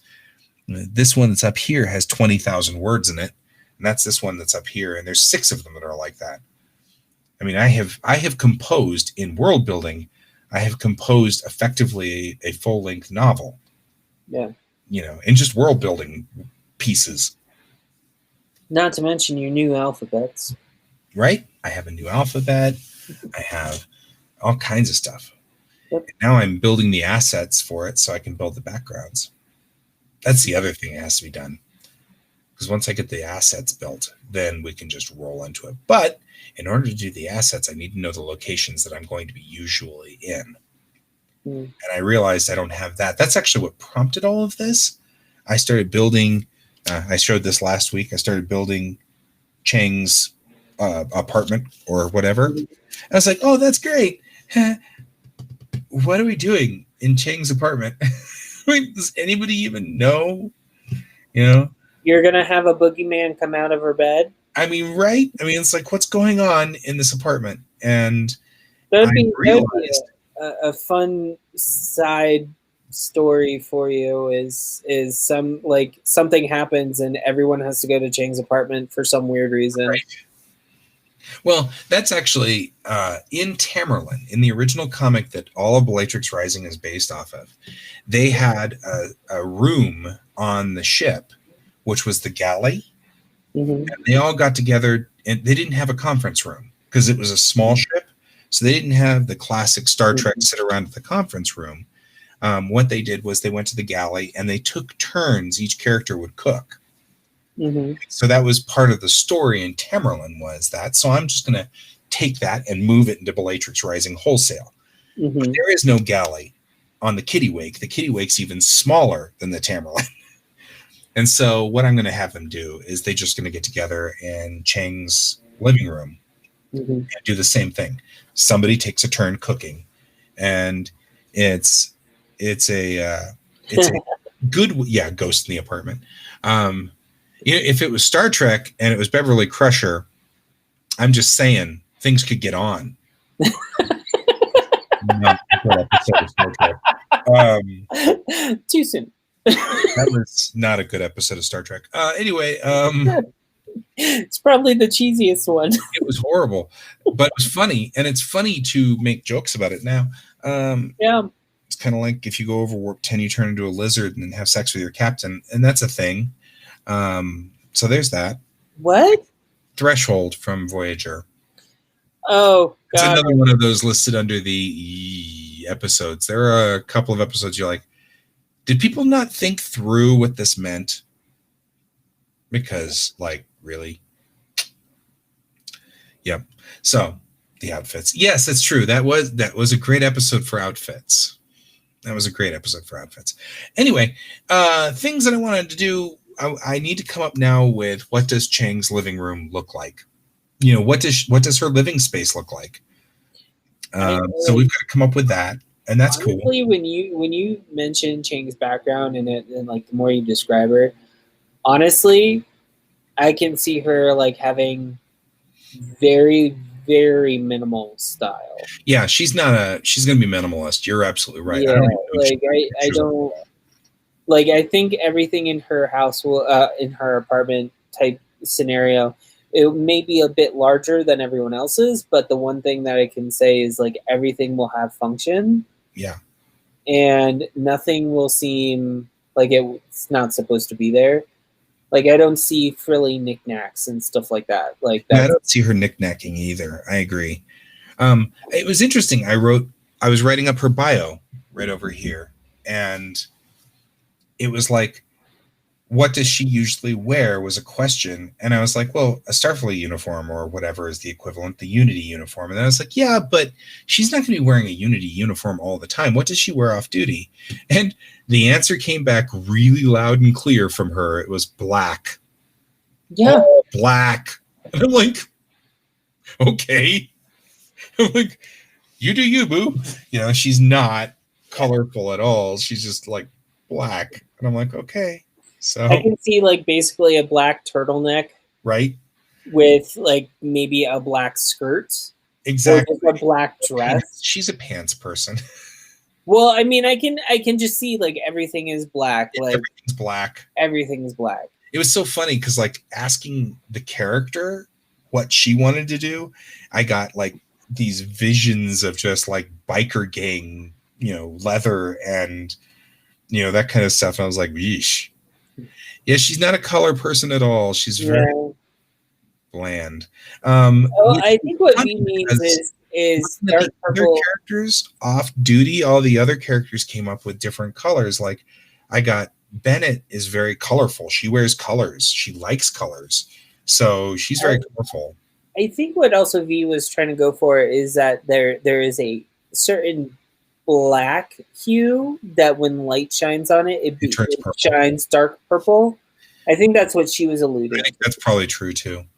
And then Mayrel, she's the one that would wear skirts. She's a Okay. skirt person, so she'd do that. Um, and then Tum, he's just like I keep asking all these characters these questions, and I can see what they're looking like off duty. Tum likes t-shirts, and like that kind of stuff. So very dressed down. He's not that style of very like that. He's just calm. And I was like asking all these questions, and it's funny the answers that I was getting with the clothing. I hadn't even thought of that until this thing asked me, what do they usually wear? I had been skipping that question because I'm like, they usually wear their uniforms. And I'm like, no, actually, they don't. They don't usually wear their uniforms. Not when they're wandering around the city. I mean, that seems kind of weird, Yeah. Yes, I know. She's like, I just like super dark purple. Oh, okay. Well, I well, just I mean, drawing her character, and yeah. it actually, there was a lot of purple involved. Yeah. So it works. But yeah, it's interesting the thoughts that this world building has done, that asked questions that I would never have thought of. And then I would have gotten stuck somewhere down the road. Where would we be when it's just a normal day in the city, and the scene is all about them wandering around the city and going to different shops and buying stuff or something? Do I just stick them all in their uniform? That seems weird, because they wouldn't be in uniform. That's not realistic. And then I wouldn't have thought of this. I wouldn't have thought of what they were. But now that it asked me those questions, I put that in here, and now I can just look back over and, okay, what character are we dealing with? How will they be dressed? So it's fascinating. It's a fascinating thing. I like this. It's a lot of fun. But yeah, I just like asking questions of the characters, and I get these weird answers like that. Okay, Chang, you can just wear black. Then you do that. Yeah. Part of the arc of the character is that there's a reason for that, and once the words came back, I realized that made sense. So this is the same character as Cochrane from Tamerlane, moved over, and she lost her daughter. And that's part of the internal conflict of this character. She's perpetually in mourning. So she's just in a long-term mourning that hasn't resolved. And and that's part of the plot of what has to happen with this character. She has to resolve that. She has to come to terms with it, and she's not. She's just avoiding it. Just nope. I think you can always pull like a Stargate Atlantis, where you bring the child back for a short period of time because of another creature taking the form. Right. That was a harsh episode, by the way. Yeah, actually, that was that.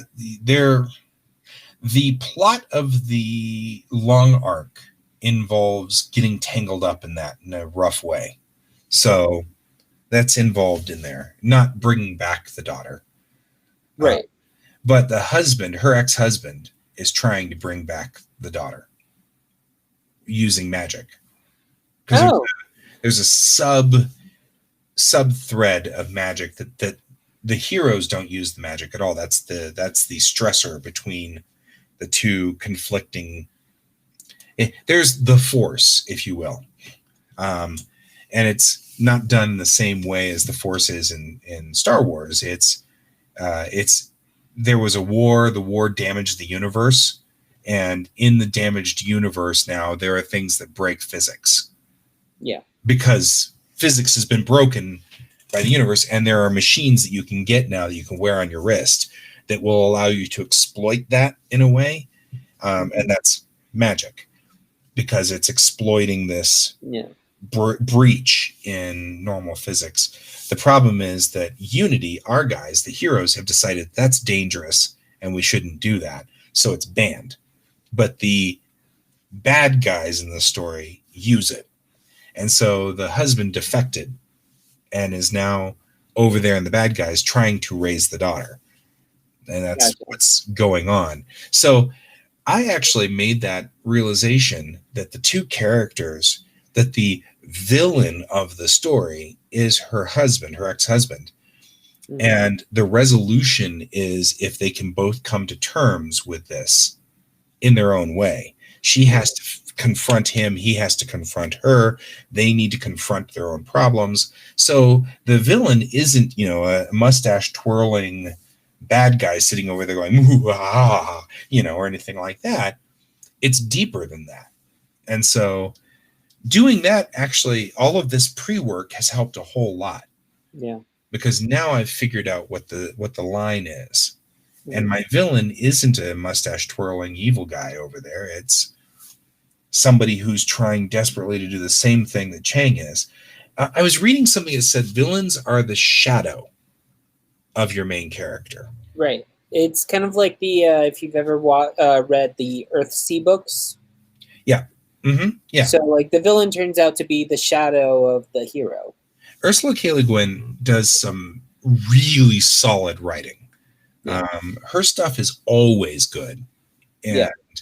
it's because she does all this, or did, rest in peace, she did all of this wonderful thought process through all of her characters, and she walked through them, which is what I'm doing too.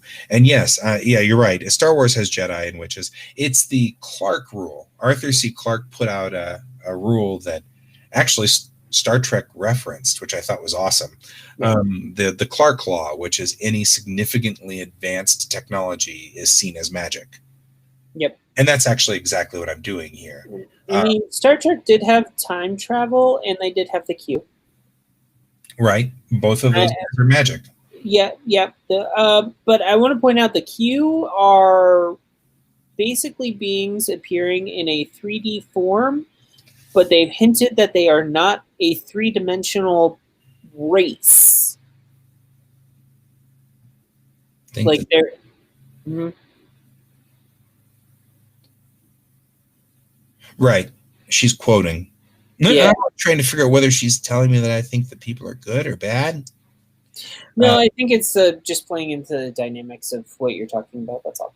Oh yeah, no, she's quoting. I just didn't catch the opening quotes. That's all. Yeah.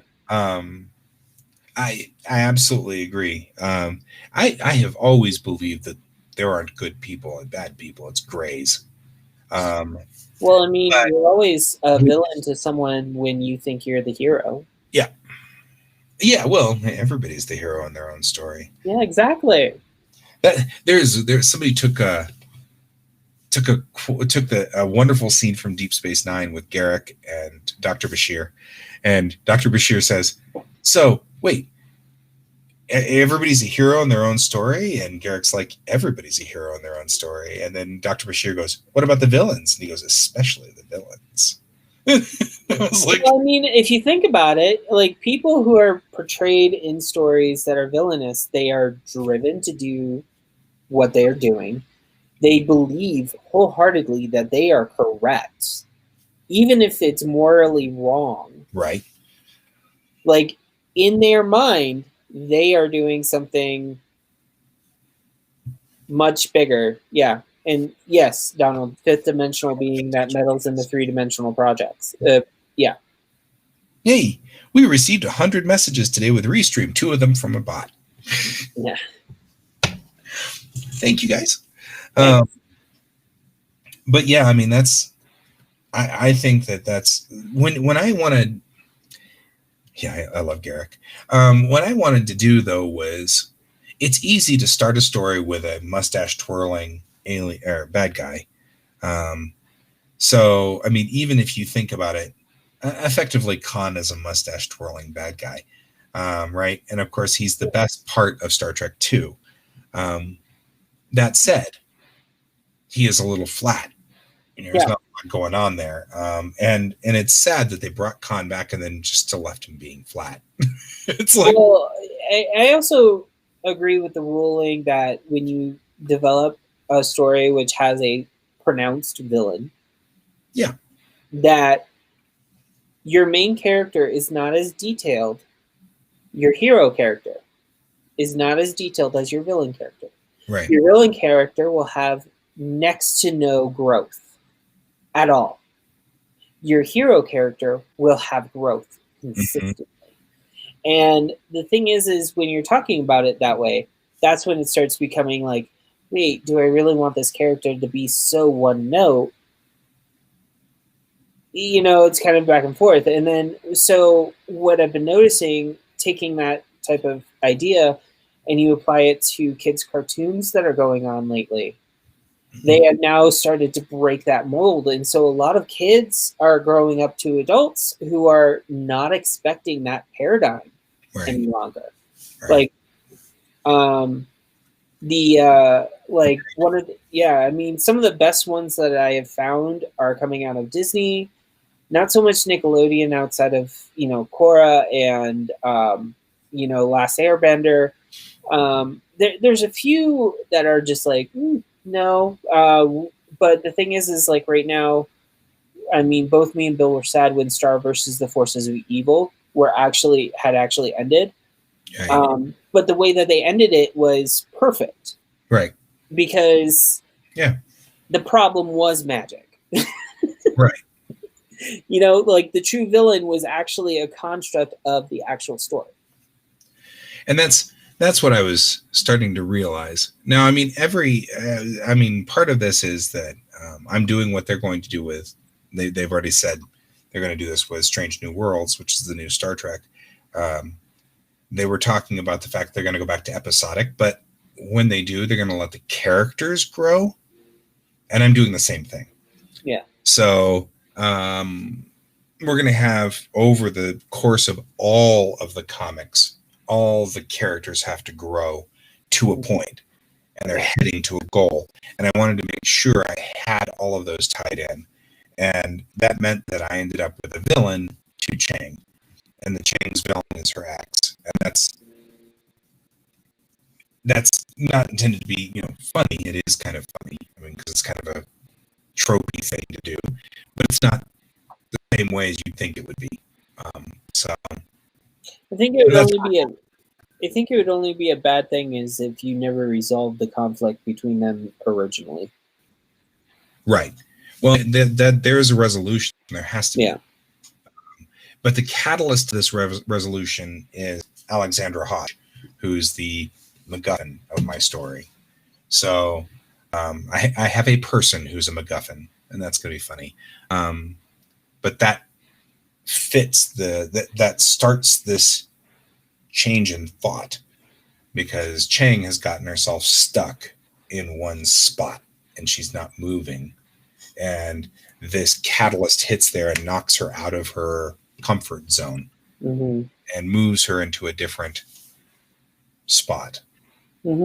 So that makes her, forces her to have to start resolving this, which puts her in line with her ex. So all of this stuff is part of the long arc story.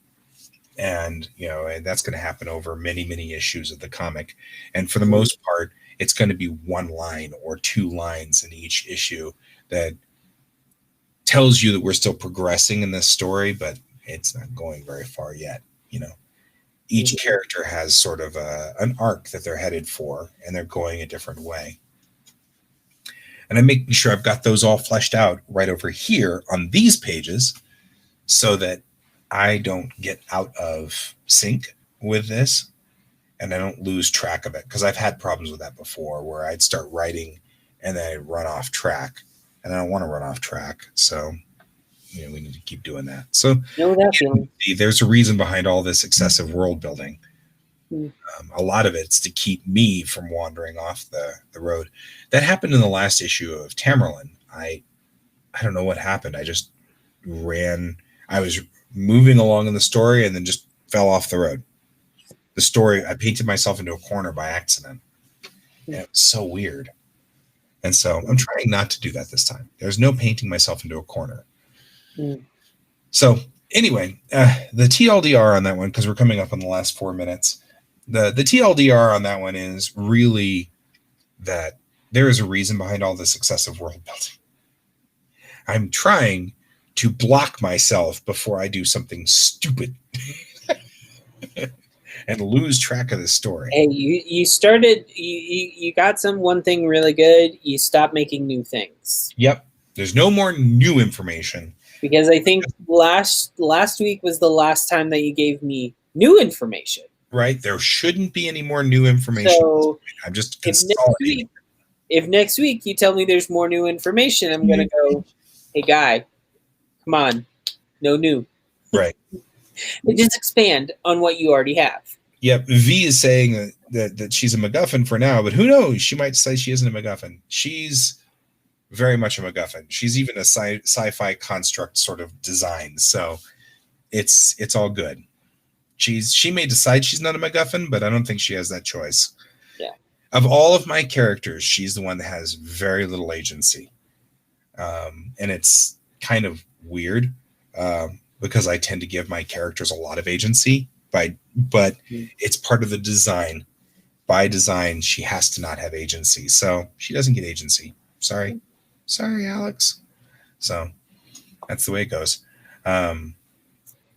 Okay, well, so what are you going to do if you're not doing your Kickstarter this next week? Are you just going to keep working towards it?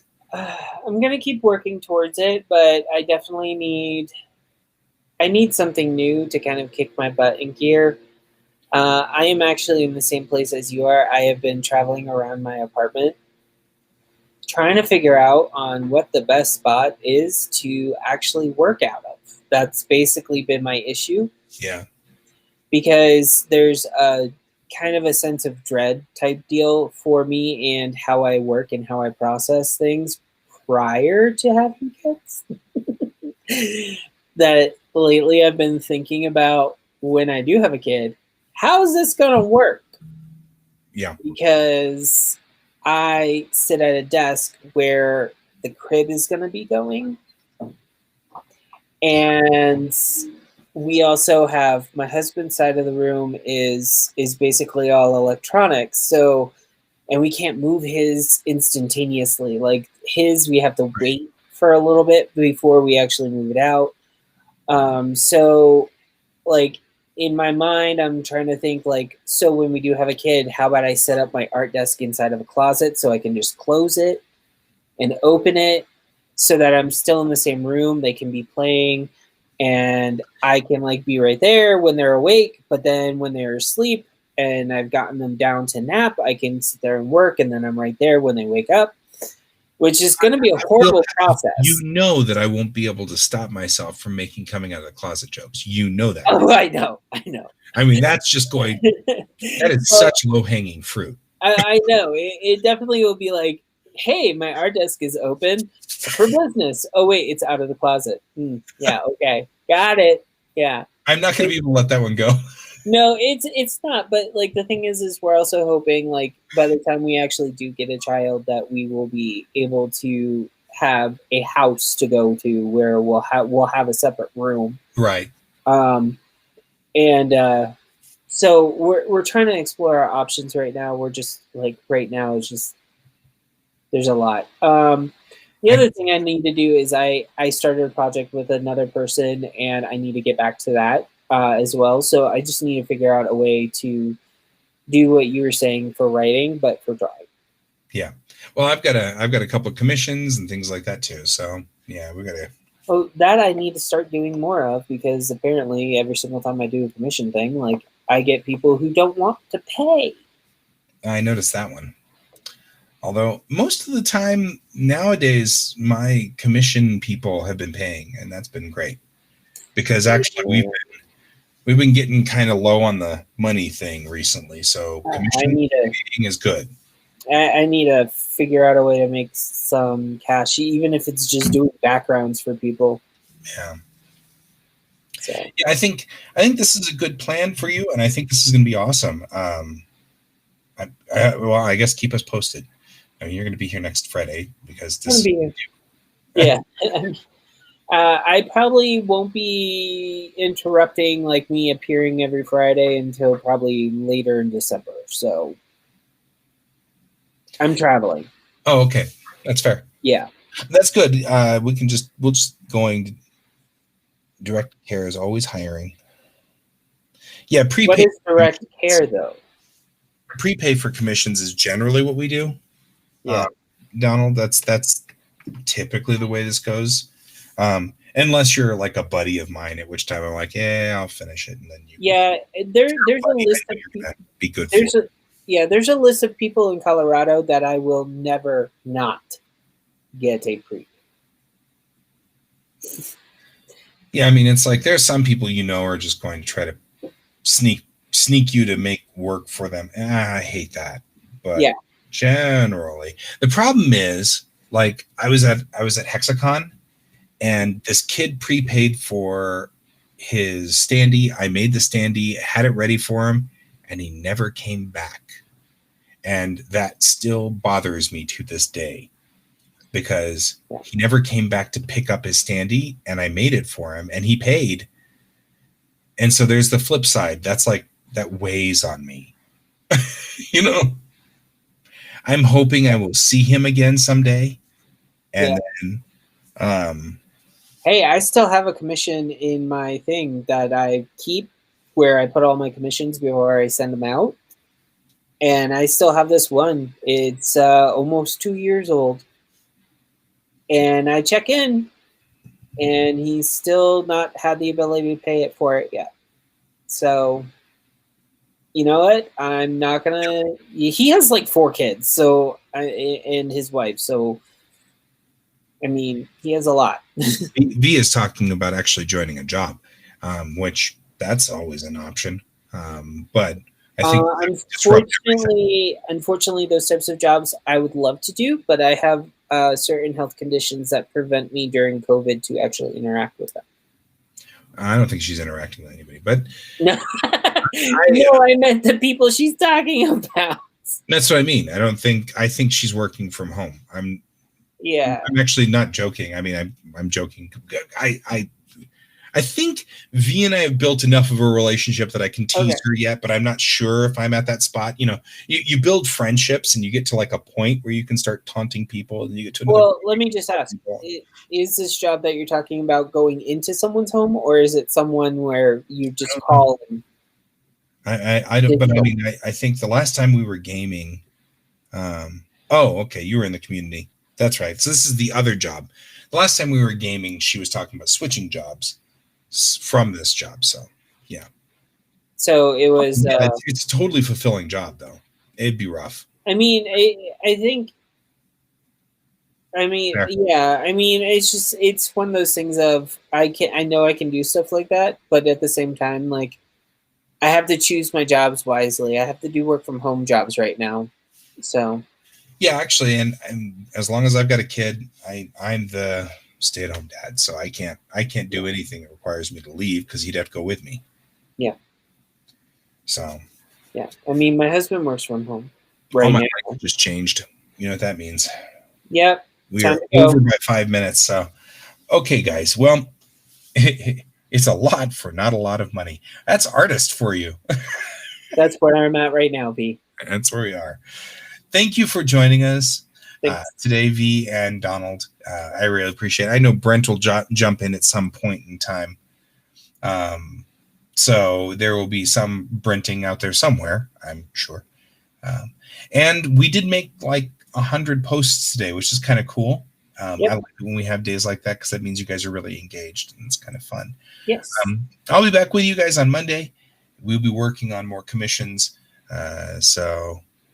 And have a good Thanksgiving as well, Pepper. I know you're going out for Thanksgiving or something. You're doing something for Thanksgiving. Well, no, I'm going to be here. I'm going to be here for Thanksgiving, but we go down to Rudy's. We pick up our standard turkey and everything else. I'm getting a jalapeno sausage this year.